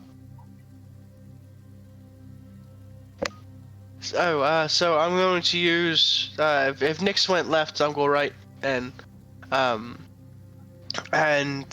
just take a shot at the one that Cora really messed up. Okay. Yeah, go ahead and roll an attack. I can do that. Boom. 15 plus 9, 24. That hits. And that's 5 points. It's 1 on the dice. Hey man, you only needed 2. He launches another bolt and it catches the orc in its neck right as it was trying to make another attack at Cora, and it falls to the ground. You have your second attack. I would like to use the remaining movement speed that I have to just jump off the horse and kind of close the distance a little bit. So Okay. I'm not afraid to get close range with these guys, and then just shotgun bolt this second one right in the chest. Okay, so you jump off, and which one are you aiming for? Because there's one on Cora, and there's 3 who haven't moved yet. The second one that's on Cora. Okay, so you're gonna kind of jump up and come up to Cora, come up to the one next to Cora, and just launch one. Go ahead and make your attack, please. That was an 8 on the dice. Plus 9 is 17. It's And that's 7 plus 4, which is 11 piercing on him. 11 points of piercing damage, and he is hurting in that case. All right. Does that do it for you, or you gonna action That surge, is- or? No, I'd like to save that for now. Okay. All right. So that ends it. So there are 3 orcs who are kind of who were in the back of the charge, right? You essentially took out the front group. Mhm. So one of them is going to attack Cora. One of them is going to attack Montaigne, and the other one is going to use his bonus action to use aggressive and close the distance between him and Akaro. Oh! Okay. So first attack on Cora is an 18 plus 5, so that's a 23. That hit. And that's a 4 points of slashing damage because he rolled a 1. The next one is this is the attack on Montaigne. It Probably doesn't hit at 12. is not. Yeah. And then the last one is an attack on Akaro. That is a 19 plus 5, 24. Yes, absolutely. So as you're kind of caught off guard at his ability to close the distance. Right. I was It's not you are fast. Big boy, go fast. and you take 13 points of slashing damage Oof. as he reaches up on his great axe to try and hit you with his great axe. So I need you to make a dexterity saving throw. Actually, Before strength. that, Actually, this is probably a strength saving throw. strength saving throw. Okay. I would like to see if you're knocked off the horse. as my reaction, if I can, I would like to uncanny dodge to have the damage. Okay, so if you uncanny dodge, the DC of the strength saving throw becomes significantly lower. Okay. I would like to uncanny dodge, so that'll be 7 points. Okay. Right? 13 down to 7. That's the way I would. Yeah. Okay. So there's that, and then strength saving throw. You said. Yep. Okay. That is a. Almost positive it's just a 12, but I'm checking my saving throws, just in case. Yeah, it's a 12. Well, the good Nice. news is you needed a 12 exactly. Hey! Just to stay on the horse. You are able as the strike comes down, you're able to see it coming a little bit, and you're able to dodge it. It still catches you across the chest, but it doesn't cut as deep as it initially planned to. Because the thing was, it was going to be 5 plus whatever damage you took was going to be the saving DC. throw, and there it is. Oof. And so you're able to you take the shot across the chest, but you are able to still stay in your saddle and avoid getting knocked off. So back to the top of the order, Akaro, it is your turn. I have a question. Yes. Is my warhorse considered an ally that is threatening my orc? I am going to say yes, because warhorses do have the ability to use their hooves as an attack. They do have an attack. If do I need to dismount to allow the horse to attack to get that benefit? Because if so, I will do so. Not necessarily, because the whole concept of warhorses is that they're able to use their hooves as an attack whilst still having a rider. Okay, then I will psychic knife this guy in his dumb skull, and then follow up with a second attack if necessary. So it would be my bonus action. Okay. So I'm going to roll both of those together. The first one is a 24 to hit. The second one is a natural 20. So. Oh, Oh. Yeah. Yeah. So you know what? Let's resolve the first one. Okay. See if you take care of him first, Okay. and you might be able to use that natural 20 against somebody else. Awesome. So that is going to be with the sneak attack 4d6. Ooh. 15 points of damage. That is exactly what you needed to take him out. Awesome. Nice. So as the psychic knife slams into him from atop your horse, it kind of you can see it. You stab the psychic knife into his head, and as you let it go and it disappears, you just see blood start to just stream out of his ears as he kind of just falls to the side. Ooh. Nice. And Nice. And then I'm gonna say, who are you attacking with your second attack? The one on Cora or the one on Montaigne? I would like to. Cora has how many on her?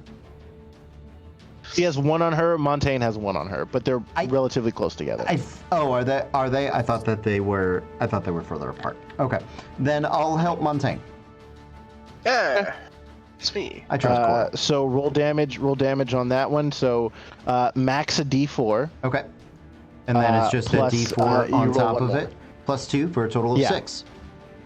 6 damage to the orc on Montaigne. Nice. So that does it for Akaro's turn. Cora, you're up. Okay, so first and foremost, as my bonus action, I would like to initiate rage sequence. There it is. There it is. Y'all in So trouble I'm now. Gonna go for the one who. There's one on me that's like brand new, right? He's not dead. Yeah. Fresh. Okay. He's fresh meat. He is fresh. Yeah. Okay, we're going for him because, yeah.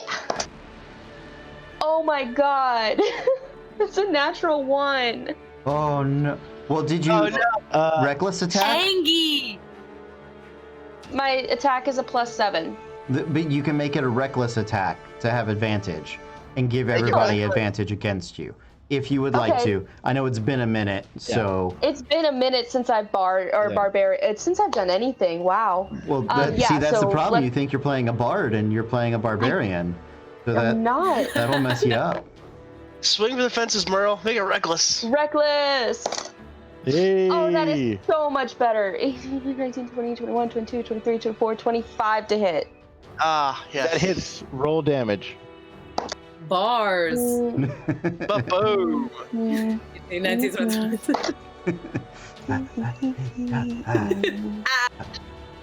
Ratatata. That's 21 damage. Ba-boom. As Cora, you are able to like fend off a couple of attacks from the orc. You're able to, and then you just stop, turn, and swing, and you turn a full circle with your great axe and just bisect the orc in front of you as the top half of him just Darth Mauls away from you. Now, can I use my second attack on another orc? Yes, you can. Oh, hell yeah. Please don't disappoint me. I always think of like reckless attacks. Like you're using the momentum. You're like and then just like golf swing it. Right? Yeah. That's a 10 to hit. You have Is advantage that on this still with one as well. reckless? Wait, you Yeah. get it second time with Reckless? Uh-huh. Reckless. Oh my God. All attacks that you make are at advantage. That's a 26 to hit. There That it is. hits. 13. 13. That it just hits. Wait, 13 points of damage? No, Sorry. no. It was a 26 to hit, and then it Yeah, was and 13 points of damage. Okay, awesome. As you take out the other one, you bisect the first one, and you just take your axe and you just kind of you let go. You use the momentum and let go, and you're holding it with one hand, and you just like swing your great axe as it just decapitates the other orc that was accosting Montaigne. There is one orc left. He is already in bad shape, and that brings us to Nyx. Light him up. For Light 'em up. dramatic effect. Oh, sorry. Go ahead. No, light him up. For dramatic effect, in this perfect world that we are living in currently, I'd like to imagine that Cora decapitates the head, and when she does, Nyx is coming around on the horse, and she just catches in the head, and is like, "Yeah!" and then uses Firebolt to set the head on fire and toss it back at the last orc standing up. Oh my god. Roll, At least Roll she an didn't attack. make it a puppet. At least she did not make it a puppet. No, it's She's just a like, flaming. yeah! Oh. I missed a skull projectile. That is going to be a 17 to hit, that hits. and that is going to be 10 points of fire damage.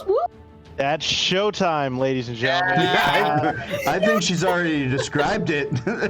Yeah, described it. Like As hobgoblin style, like trick or treat. As Cora decapitates the orc, Nyx is riding up, and she grabs the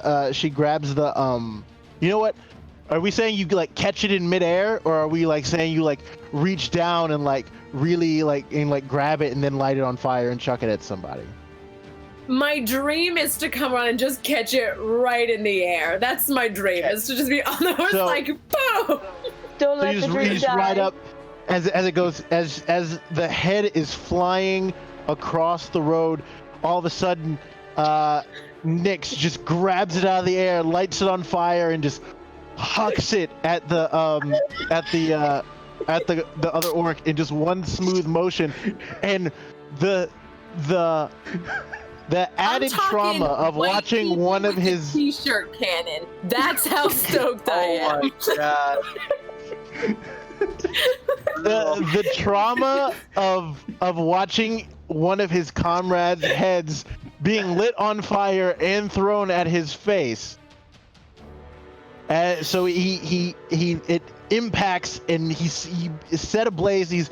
And you just hear him go ah, ah, ah, ah, as he's running away, and he eventually falls and stops screaming as he is burned to death. And we are out of Nice. initiative.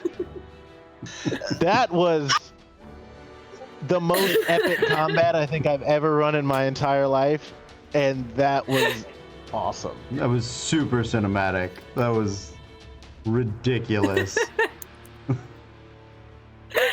Oh, God, we love to this see it. whole thing. Oh, So that is the end of combat. What do you guys wish to do? I'll dismount and start checking in on the Halflings. halflings. Yep, I know what they are. Okay. So you see, yeah, you can see there are 5 halflings, and a number of different ages. There's one who's really who's pretty old, and one of them, he just goes, "All right, could you just? That was impressive." It's quite the show, right? I mean, anybody could save you, but not many people entertain you when they do it. So, phew. Oh, look, that was a sight to see. You guys came over the hill and just then just, and so he's still kind of in the stocks. So he's just kind of sitting there. He's like, he's like, that was, and you see he's old, right? He's got some wrinkles in him. He's got white wispy hair, but he looks like a scrappy old man. Like he's like, yeah, you don't want some of me, Sonny. And he's like, well, that was, in my day, I would have given these orcs a what for? I believe it. Here, easy there, easy. Let me let's see if we can find some keys for these stocks. Yeah, I believe that one over there. He's the one that had the keys, and he's like, and he like points out one of the orcs that had the keys on him. Okay. Yeah. Try to break guy- one. He goes, the one that the metal woman, she kind of like cut him in half. That's the one that had him. All right. Let me This see what guy I can is just Gran Turismo from My Hero. He's just a scrappy old mentor. I'll go look for keys real quick to set these Okay. guys free. You're able to find them. You're able to find them with relatively little difficulty. Yeah. I mean, if not, we'll you- break there- it or it is- block it. Like we can get them out of Yeah. this. There's a significant amount of blood on the keys, but you know, stay la vie. Sticky. Sorry. Yeah. It's lubricant. It's fine. Make sure the locks work. That's not Yeah, he quite how goes, blood works. and Fontaine. as you, as you kind of like let him out, he's like, oh, and he like walks over to one of the orcs that Montaigne shot, and just like looks at it and just rears back a leg and just kicks it. Yeah. And he goes, That's what I wanted. and he goes, that's for breaking my stick. Anarchy! And he kind of like, and he kind of like, he like spits on it and like kind of holds his lower back. He's like, I'm supposed to get around without my favorite walking stick. How dare you? And he kind of like walks, he kind of walks up to you, and he walks up to you, Akaro, and he like sticks out a hand, and he's like, Ollie Woodhue. Ollie, I'm Akaro. Yeah, nice to meet you. Thank you. You're welcome. You saved us from a life of slavery, so that's what I call a positive. Well, I'm glad. I'm glad it was. You know, you hate to do that when you go to free people and then they're like, no, please leave us alone, and then you feel awkward. It created a scene. So no, we're really glad that you're on board with this, because it was really like a. We made a snap decision there. There was no turning back if you weren't on board. So, but Yeah. it all worked out. Let's get your friends free. And are you guys going to be safe getting back to your homes? Are you headed somewhere? What's going on with you all? Well, here's what happened. All right. We live about a couple miles down the way, a couple miles off the road. We'd started a homestead, right? No. And who wants to live in these stuffy old towns anyway? It's just me and the clan. That's all we need. Right. Family. But yes. These orcs came by, set fire to the homestead, and captured us. There's still some who are still back at the camp, hopefully. Oh. And we're trying to get back, but I'm a little concerned, honestly, about getting back. Oh. I don't know if we're gonna run into some orcs again. You guys are strapping individuals. Would you care to, provide us an escort? How far out of the way is it? How far are we talking here? Oh, it's maybe 2-3 miles down the road. 2 or 3 miles. Oh, That's not far. 2-3 miles into the hills. Into the hills. Opposite way. Not into the forest. So to the east. 2-3 miles to the east. Yes. Not far Yes. from the road. It's what? An hour? Hour out of our day? That's fine. Yeah, we can help you with that. Give us a moment. Much obliged. We'll clear up these bodies and we'll see if we can get some of you on our horses, or we'll walk, and you all have had a long walk. We'll give you a little ride. Walk you over there. It's an hour out of our way. No big deal. Oh, well, that's much obliged. Much obliged. Now, do any of you guys have any kind of like turns to you guys? Like, do any of you guys have something I could use as a walking stick? My legs aren't what they used to be. Cora's gonna go over to a tree, grab a branch down, and just snap it and hand it to him. And like he takes it and is like, "Whoo, it's got some guns. She does. Yeah. She's a beast. Awfully strong. You know, if I were just a bit younger."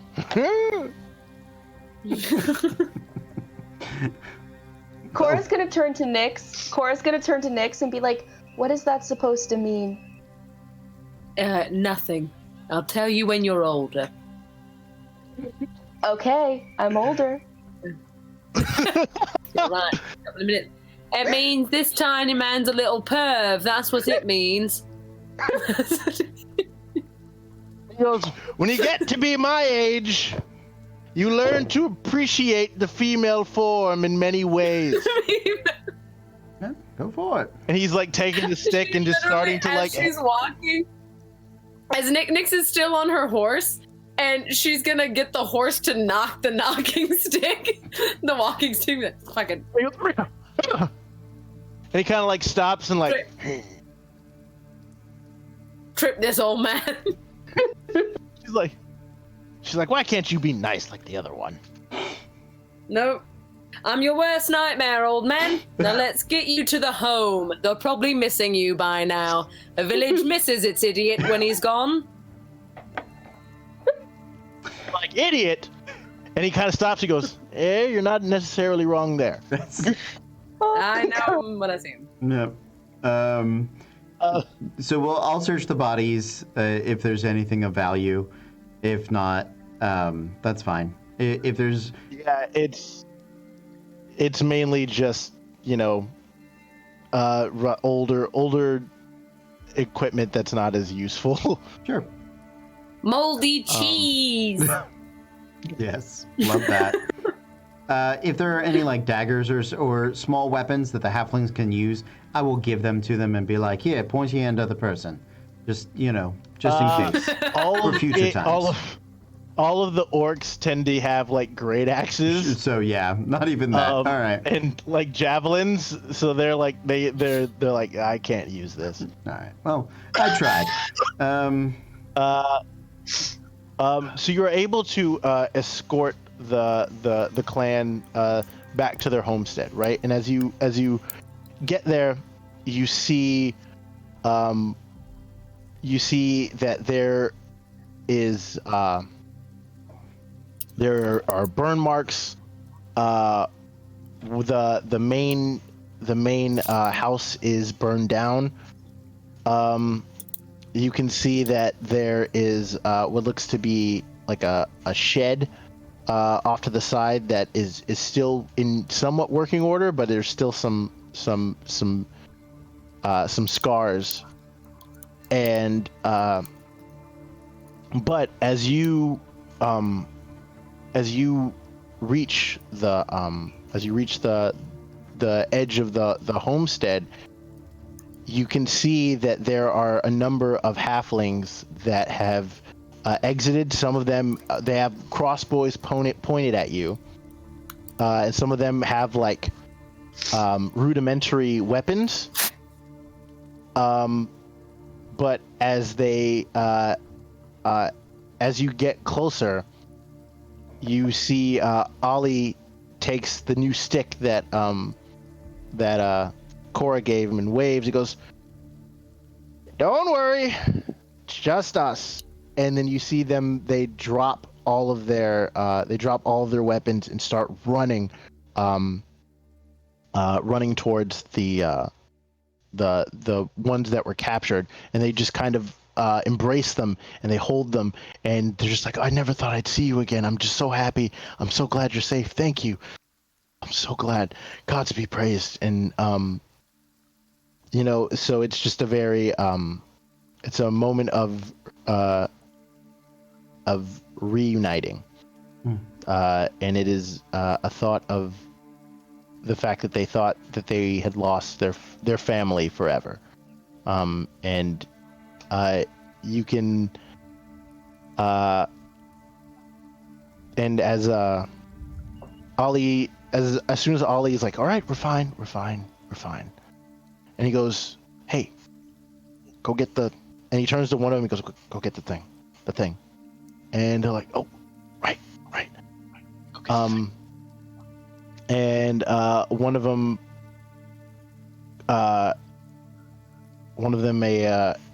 returns with a wrapped bundle, and he turns to you and he says, "The Woodhues never forget a debt. You really saved us. And there's Yes. one thing that's more important than anything to us. It's family. And bringing us back to our family is one of the greatest things you can do. So, this is a family heirloom that we've had, but I believe it may be better suited to you. So if you could, roll me a D100. Ooh. Acro? Sure. I got you.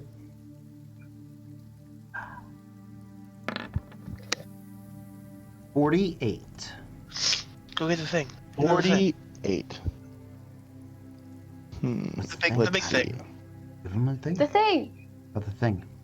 Get the thing. While you're doing that, Thing.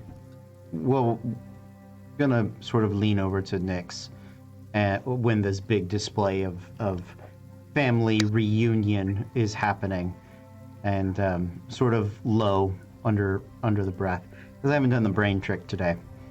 So, that's really nice. I've never seen that. Oh, I've seen it. I've never, been in it, right? Have you? Ever had that? Like a family like that? In a way. No. Not like that, though. Well, no. It is nice. I don't think many people are that lucky, but... I mean, if you have to live in the hills to be that lucky, I can't. I'm not a hill person. It's just, No. No. Can't be a hill person. Can't be a hill person. Emotions, feeling emotions. Can't have those. Sorry. Yep, that was a lot. No. Don't come into my head to talk about that again. No. Okay. You're good. Right. You're good. And so he hands to you the bundle, and as you unwrap it, you see that it is an incredibly finely crafted instrument. Ooh. It is a lute. And he's like, that has been in my family for generations. Now, I believe that it could suit yours a little better than mine. This is... As you now have one of the instruments of the bard, the Das lute. Das Lute. Das Loot. Well, thank you. Oh. This is quite tremendous. Nyx plays, I think. If not, I suspect Way will. But here, I just want to make sure. Sir, do you know what you have here? I just want to make. I don't need more halflings coming after me later saying, she stole that from us. La, la, la. I just want to make sure you know what you have and what you're giving me. Like I want line in the sand kind of thing. And he turns and goes, I may play the fool at times, but this is a steel trap. I know kill exactly for it. what that is. He's like, I know exactly what it can do. He's like, who do you think has been playing it before you got it? Ooh. well, Are you sure? Like, really sure? And he turns and goes, my adventuring days are long past. So, make sure that you use it. Keep it safe. And when the time comes, you hand it to someone else who can use it just as well as you can. But I want an apology for kicking out my walking stick. No. That's fair. Well, not much you can say or do about that, but yeah, I don't seem to need these days, and suppose the charade is a bit beneath me. So, I have 4 daggers, finely crafted, and might do you a little better than your makeshift weapons or old rusted ones. And you and your family take care of yourselves and each other. And he takes one and goes like, hee. So like to see those orcs come back now. Ho ho! Exactly, pointy end in 20 them. years younger. And he's kind of like trying to dance around with it, Mm-hmm. like kind of like hoo, yeah. You don't Watch that lower back, old man. He's like, oh, yep. Oh, nope. You're right. I dodge out of the way as though he is the most dangerous little man ever. Yeah. Absolutely.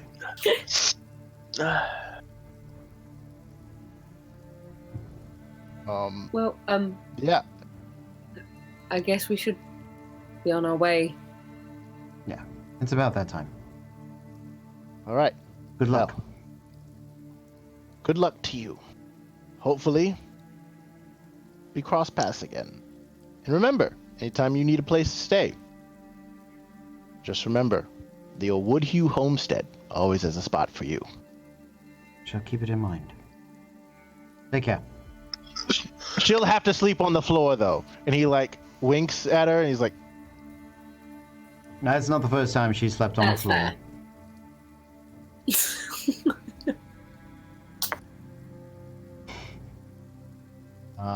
So, as you guys continue, you guys go back on the road, and you are able to, within the next few days, you're able to reach the town of Red Larch. You avoid any encounters or issues. It's a pretty well-established town. It's smaller, but it offers a lot of amenities. It's got some. The inn is known as the Swinging Sword, and it's got a tavern right next to it known as the Helm at High Sun. Ooh. And you would. So, what you guys wish to do is you enter the town. Do we see any of the troubles? Do they look like they've been attacked by giants? Because we got warned by the peasants a few days back. They do not look like they have been attacked by giants. Everything seems to be in order. All right. Everything seems to be in order, but yeah. Yeah, let's grab some rooms and then a drink, and then we can ask what the news is. The new news and the Seems new right. quote. Yeah. So you as you sit back, relax, get some rooms. For the first time you're in a tavern in like a week, or the first time you've reached an inn in like a week, you're able to kind of relax for the first time in a while. You see that the owner of the place is a human woman. Her name is Lancia something or other. Her name is Lancia. I love it. That's all she rolls said. right off the tongue. Yeah, Lancia something or other. She's like, I'm terrible at naming things, guys. And she's like- Lando's she's my like, favorite, dude. That's like yeah, that's like Lando Calrissian, but from Cleveland. That's good. Yeah. Yeah, that's oof.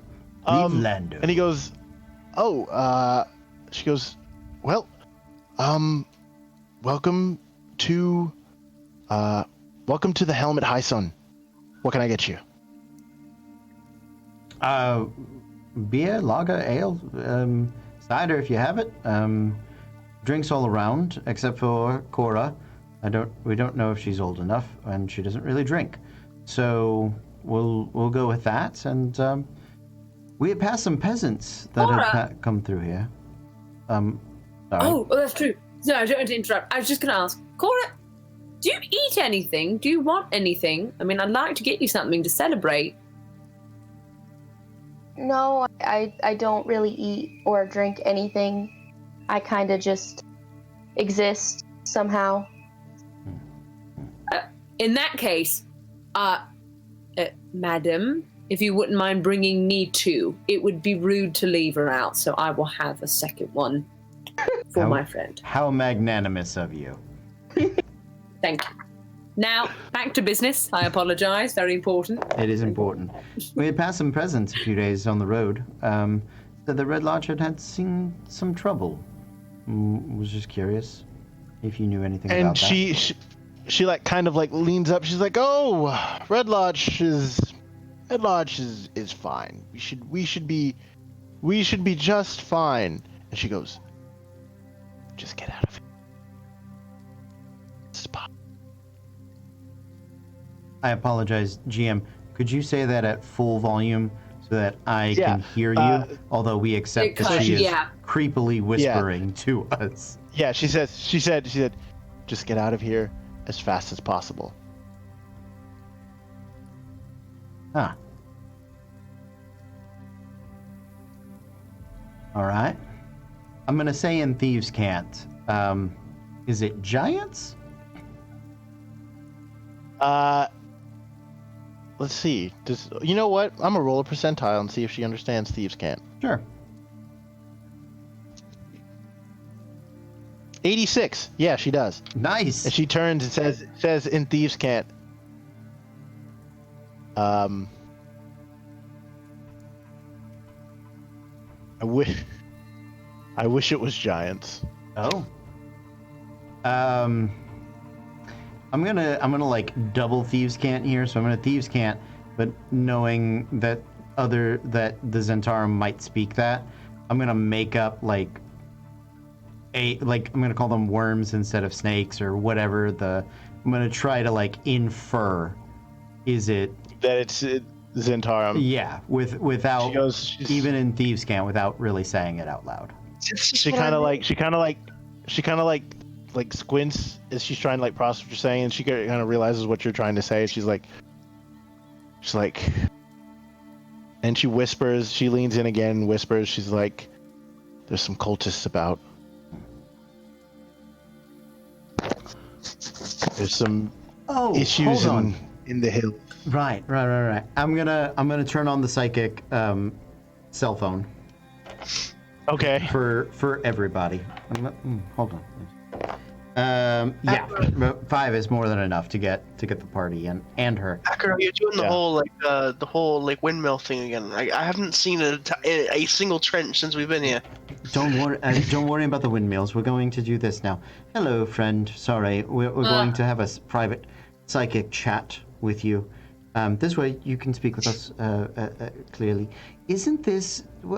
Correct me if I'm wrong, but isn't this where those wind cultists were like, "Hey, we want your cloud giant to come and help Yancy Bin"? Is that in Red Lodge, right? Or am I? Did I make that up? Nix, you were there. Do you remember that? So, oh God, yeah. You hear at first you can see like on her face there's a quick like, and then she kind of like schools it into like a normal expression. Mm-hmm.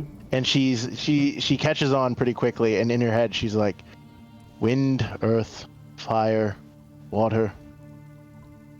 They're around here somewhere." Long ago, these formations were enough. We need an avatar. We need an avatar.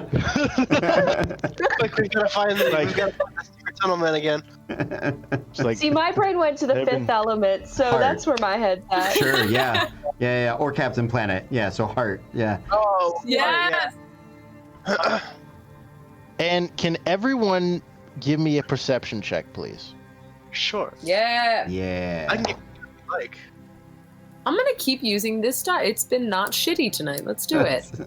Perception. You've been Yeah. behaving. We're gonna participate with you. Never mind.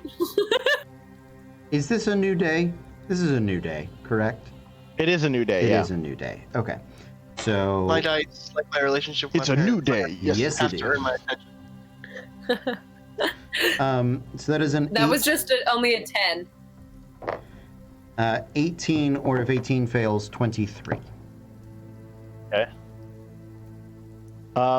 Yeah, you were all there at this point in time. So you see, a man walks in, and he has a pretty heavy limp. His right leg is not really functioning correctly, and he has like a larger cane. He's a young, and he's a very young man, which is odd. And he walks in, and he Nix, like, don't look looks, now. and he looks Don't at- look. I think and he it's looks Derek. at the table, and he's like stops and goes, and he just turns and like tries to run out as fast as humanly possible. Oh no, it's Derek. I am going to stand up. I'm going to not casually, I'm going to briskly walk over to him and do the bro arm and bring him to the bar. Be like, and, Oh no, Like- Derek. Buddy. Wait, my thing broke up. Who is it? Who is it? It's Derek Castle. it's Derek. It's your Derek, the it's guy you the guy we Oh, no. hobbled and threw off of a castle. Right. I have amnesia. Oh no. Come here. It's fine. It's Hey, fine. man, It's hey, fine. look, we're gonna be cool. Hey, sit down. We're gonna be cool. I'm gonna buy you a drink. You're gonna drink it. You're gonna calm your nerves. You're not gonna say anything about us being in town, because you know what happens if you do? We have to stop hunting giants, and we have to start hunting cultists. And we don't want to. Like that's... And in his defense, me and Acro never did anything to you. It was the women. Right? So... Yes, he like literally since you came up to him, he has not broken eye contact. Like his eyes are fixed on Nyx, and it is terrible. He is Montaigne. Yeah. Montaigne, Akaro, Nyx, I need you all to make perception checks. Oh no. Oh, that one's much better. Oh, this is not gonna go well for me. 19. Okay. With That's better than what I got. max on the psychic die, so I have to de-increment it. I got a 13. I rolled a 2. I got a 4. All you need is above a 10, because all of a sudden the smell of ammonia starts to hit you. Oh my god. And you see there is a wet spot on Derek's pants. Oh no, he's peed himself. As it happens, I don't do anything to help it because she literally can't help it. Like if she knows people are afraid of her, she just makes it worse. So she just begins to. I will sharpen my teeth in my mouth and just smile at him. I'm like, oh, Nyx. I thought I recognized that smell. Oh. How are you, Derek? Oh no. Oh no. Nyx, do you want to go buy some new pants? What about that? What if you went shopping for new pants for a moment? He looks so good in the ones he's wearing. Well, all right. It's like, I just want to go. I just want to go. Cor- Can you let me go, please? Stand Derek. up and Please let me hold go. her hand out and wait for money. Oh yeah. Like I'll a give. child, she is standing up and holding her hand out, waiting for her allowance to go buy pants. Did you just do money, please? I will. Money, please. I'm money. As soon as Cora puts her hand out, I know what she wants, but I go, fine. And I grab her hand and I'm like, Cora, let's go shopping. Oh. I'm gonna. I will give them the 2 gold pieces for them to go shopping with, because I suspect Nyx's purse is not as heavy as she remembers it being. Nope. And I was definitely gonna steal some pants.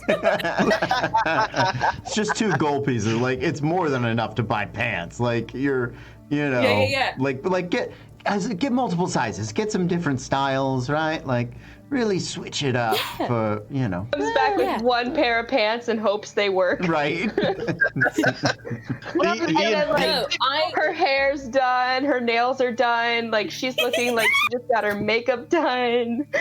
Everything is done. She's like, sorry, they were really expensive pants. So expensive? What happened to the other, like, 1 gold and 45 silver? I don't know. Get a treat. Derek, go ahead. That is also the best picture of like me taking Cora's hand and then being like, and me putting my hand out to Acro and being like, yes. Okay. There you go. It just keeps going. As you, Yeah, I'll turn as I leave and I just smile at Derek and I'm like, have fun, boys. Did Nyx, did you ever find out, real quick, did you ever find out when you and Wei ran that scam on the old man in Waterdeep? And you got some gold coins from that? It was like 80 or 90. Yeah. Something like. Yeah. Did you It was a lot of money. Yeah, did you ever find out what happened to it? No, what did you do with my monies? I immediately stole it from you. That's right. That's right. I forgot about that. So I think I'm rolling in it. Yeah, man. exactly. I'm like, And I'm like, I have to give you something because I know if you go and you try to pay, you won't be able to. Yeah. Word. We'll talk about that later. After she sees that her money is gone. Sounds good. Just making sure. So, sorry, Derek. That needed a moment. Hey, man. How you been? Good. Can I go now, please? Nope. Not yet. We're gonna have a drink. Remember? That's what we're doing. Just hanging out with us. It's good. Yeah, we're hanging out. We're gonna have a drink. And We did that. Okay. you're gonna get new pants. That's gonna happen. What do you like to drink, Derek? Nowadays, I just drink water. We're doing harder than water, Derek. Come on. Can I need a whiskey? Please. All right. I'm gonna psychic the bartender. Be like, get him a whiskey. Get him a big one.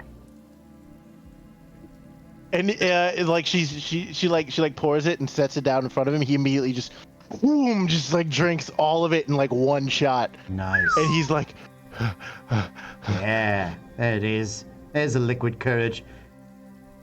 There's our big boy, Derek. Derek, did you get a now we've had a drink. Can I go? Nope, not yet. Derek, did you get the promotion we promised you? Remember when we were like, oh, we'll shoot you in the leg and you won't have to do this anymore and they'll think you're great because you survived when everybody else died. You remember that? Did that work out for you? No. It didn't. The crazy like plant lady was like, don't do this again. Yeah. And so I've faded away. You faded away. And yet we find you here with a cultist. Well, No. No. See. I handed in my resignation, my retirement. I'm technically medically retired from because they only want people who can physically do stuff. So they were just like, you know what, it's cool, man. You know, you weren't even here for that long. Just take a break. You're good. So I've just been kind of like sitting around the town, just kind of I started my own business. What do you do? I carve wooden figurines. Yeah. I'm a woodworker now. I do furniture too. In case you guys are ever looking for like a nice table or something, I can definitely help you out. Nice. Brown being constructive to society, he's doing great. Yeah, it's great. I'm super proud of you, Derek. That's amazing. Well done. Well done. Great, thanks. Can I go? No, not yet. I'm finishing my drink. Don't be rude, Derek. That's what got you in trouble last time. True. It's true. Nick just pops in. Very true. Yeah, Nix is just waiting outside for us to let Derek go so she can demolish him. What a poetic ending. Right. Derek, we want you to go unharmed. We do. We need a little bit of help. In exchange, we will buy furniture from you. Right? How's that sound? Okay. I could use an end table or something Yeah. along those lines. Nice end table. I always like a good ottoman or a rocking chair, right? Lots of fine pieces. All right? Not now. We'll put down a down payment. We won't collect it yet. You'll have time to work on it. It'll be wonderful. I like you, Derek. Right? And here's what I'm gonna need. I need you to tell me where the cultists are that you know about. All right? I know you don't know about all of them, but I need to know where not to go. Because, again, here's the thing, Derek. If we get caught up with cultists, we can't finish with the giants. It's a time management issue, is what we're having. I get it. You get it. I get it. You can't do both. I get it. That's too much. Yeah. All right. And if we get caught by cultists, then they're gonna wonder where we got the information once, and Yeah. we're not gonna lie. We've never lied once in our life. No, I don't want we to just lie. have to say, and that we have a kind of an integrity we hold here. So So much at that point, integrity. so there's this woodworker in Red Lodge that he said he had information, so Yeah. we got it. So here's the deal, Derek. I'm gonna buy you dinner. We're gonna get any more drinks you want. I've got a piece of paper, parchment, a pen. We're gonna talk names. We're gonna talk locations.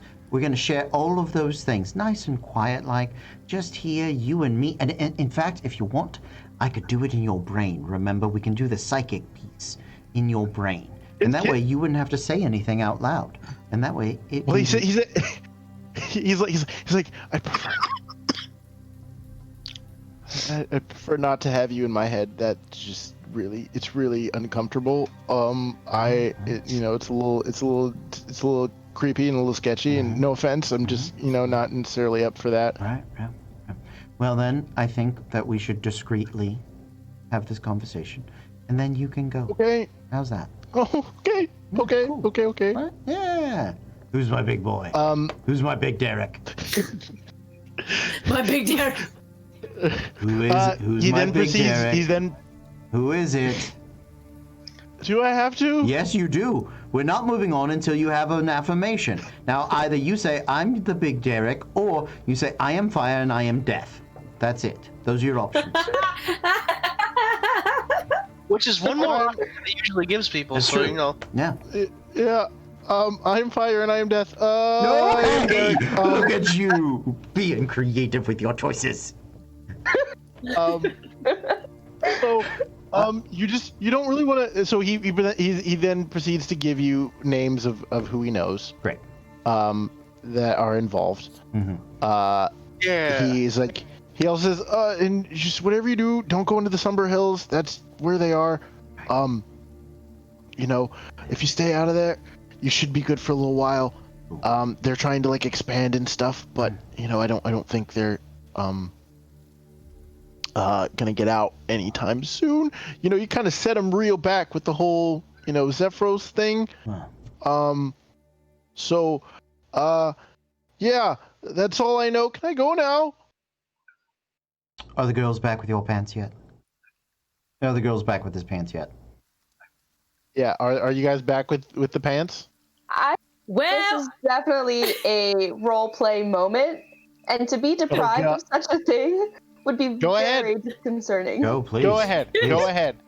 You have the I floor. messaged her and I said, I have the perfect place to go get some trousers. And she said, okay.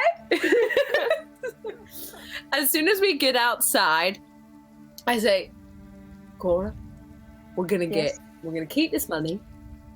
we're going to get ourselves a little treat. Okay. Whatever you want. Whatever Have I you want. ever passed someone, Cora? Like put pants on somebody? No. I thought No. that's what we were doing No. now. You don't put pants on them. You rip the trousers down right when they're not expecting it. That's how we're going to get these pants. We're just going to find someone of similar size to Derek. Actually, I really don't care. I could not care less. I hope he stays in his piss trousers. So you pick. What if, hear me out, and I could be wrong about this, Yeah. because I don't like to be wrong, because then Acro does this whole, oh, you're wrong about that thing, I think, but I don't know. Anyway, Sure. what if we brought back pants that were already peed in so that he was more comfortable? Temperature change. So you say we make a guy piss himself, take those pants, bring him back to Derek. I'm trying to think temperature change wise, it would be a very big shock for him if we didn't make sure that they were warmed up first. Cora, what if I Yes? told you I drank 2 beers? And you know I'm holding a lot of in my bladder right now. You betcha. So all we gotta do, get a pair of trousers. I'll take care of the rest.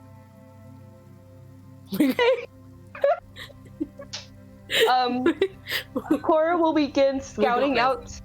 Oh no. So, is We there are anybody? literally. Yeah. Is there anybody of similar shape and size to Derek around? Groups of dudes, give me- drunk, hanging out, anyone. Literally. Yeah, you could pretty much find you can find someone who's relatively the same size as Derek. He is a little brody. He is a little bro-ish. So you're looking for Perfect. someone who's a little bit swoller. Okay. So for brevity's sake, I'm going to tell Cora like what pantsing is and be like, okay, this is what you got to do, because I want her to have the joy of it. Again, human experiences are important for her. She deserves them. So I'm going to give her like the quick rundown of what that means, and I say, okay, I'll cue you when to come over and you rip them trousers down. And he's going to fall. We take him off, and we just start running. You're okay. a fast runner, right? No, I mean, same as you, about probably 30 feet. Not too fast. Okay, I'll grab you and we'll run. Sounds perfect. All right. So I'm going to get in there. I'm going to make small talk, do the normal shtick I do. I'm leaning on him. Haha, you're so funny. Everything you say is interesting. No, keep saying more things. And then when he's least suspecting it, I'm just going to look at Cora and say, now! He's gonna So, pick him. give me a persuasion check, Nyx. And Cora, I need you to give me a stealth check. A stealth check? Oh god. Yeah. That's an 18. Persuasion is a 29. So the guy's like, so the guy that you go up to is like, "What's up? How's it going?" Yep. And so he does So good. he does the whole like dude bro like lean the shoulder on the wall or whatever, like the whole like. So Interesting. Where you Interesting. from? Yeah. So Cora, you're able to get up behind him without really any issue. So because of the poor stance that he's in, I'm gonna physically pick him up by the back of his shirt, pick him up, pull his pants down, like off his feet, everything, and grab Nyx and start booking it. Okay, go ahead and give me an athletics check. Athletics. Yeah. Anarchy!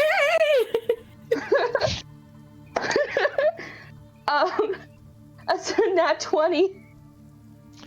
So, Cora, as she's doing as Nyx has got this guy completely distracted, you just sneak up behind him, and you just go, reach out, grab him by the back of his shirt slowly. He doesn't even feel it, and then you just go, and then you like, you're able to lift him with one hand, right?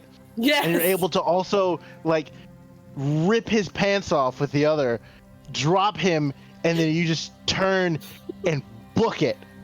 And It's the guy, go ahead.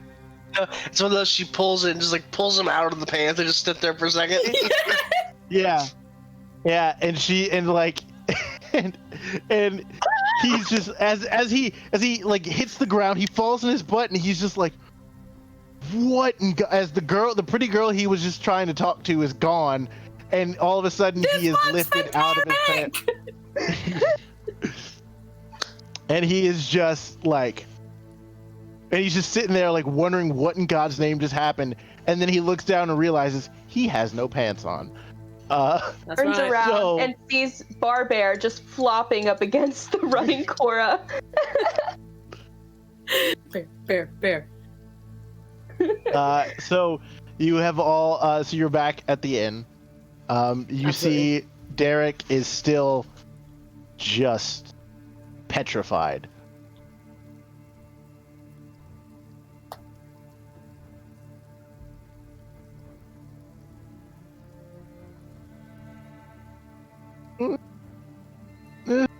Thank you. And then he kind of like takes the walking stick that he uses now and kind of like uses it to lift himself up and just kind of like tries to walk past, and as soon as he like sees Nyx like walk in the door, like he just tries to leave as much space between him and her as humanly possible. As You're he's just, like, welcome holding for the his- trousers, Derek. He's holding his other pants, and he's just like, and he takes, he's like, did you pee on these too? Did you? I just wanted to give you a lasting impression. Oh my lord. Remember me fondly, Derek. Nyx, he's already traumatized. Come on. Nuts. What? That's right, Cora. We did get pants. You did? Alright. And Bye. they're perfectly fine. Miss you already, Derek. So I would Go like to ahead. look at the bartender real quick, maybe in her mind, and say, so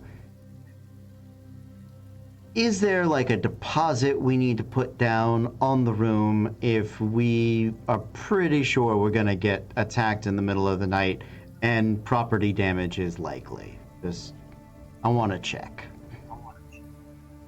he's like, well, if that's gonna happen, probably about 20 gold. Tell you what, let's do 10 on top of the room. I'll leave 10 on the nightstand if we break stuff. If not, I get the 10 back. I get your 10 back. You tell you what, you keep that 10 no matter what, and if we break things, I'll give you 10 more.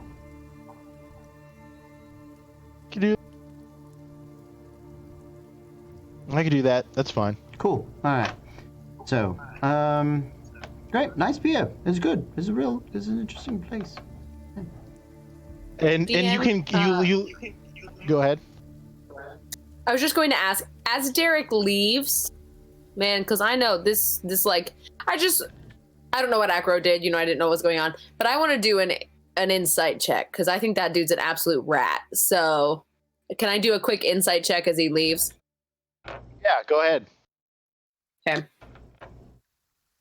Nat 20! Ooh. My first one in forever!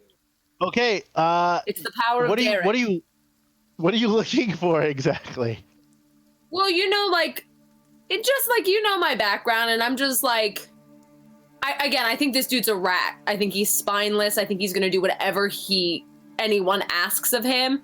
So, and I don't know his backstory. I wasn't there for all of that. So I'm just like, you're still here. I think he's still working for the cult. And I'm like, well, now you know we're here. You're gonna run off. You're gonna tell everybody because he's a little bitch, basically. So I'm just. It's a little bitch check. Do I get senses from? Are they gonna sell us out? Are we getting attacked in the middle of the They're gonna night? tell the bigger bitch.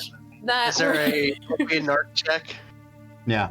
Yeah. So you could see he is mad shook, right? He still remembers what Lakashna did to him, what Nyx did to him. He got thrown off of a friggin' he got thrown off of a castle the last time that he dealt with you guys. And lived to tell the tale. And lived to tell the tale. And he's not about messing with you guys at any point in time. Okay. Okay. And you feel like you may have scared him straight. Okay. Yeah. I just wanted to get a vibe. Sounds good. Thank you. Cool. So, as you all go back to your rooms to rest for the night, we are going to call it there. With you guys in the town of Red Larch. Thank you so much for joining us today. Hopefully you guys enjoyed this crazy experience that is this game. I look forward to DMing it just about every week. I love the ghosts of our past showing up. It's so fun. Always. That was awesome. Very cool. So, with that, I believe that's about it. We've got what do we got going on for the rest of the week, Cody? We might have a bonus stream tomorrow. A to Z Monstrosities with Patreon is on Thursday. We've got a show Friday night, which is either Diablo or Dragon Age.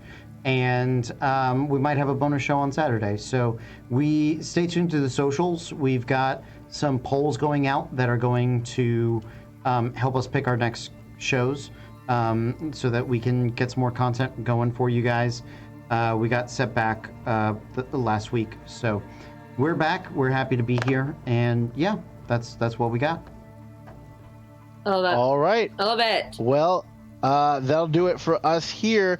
As always, we will see you next time. But until then, be cool.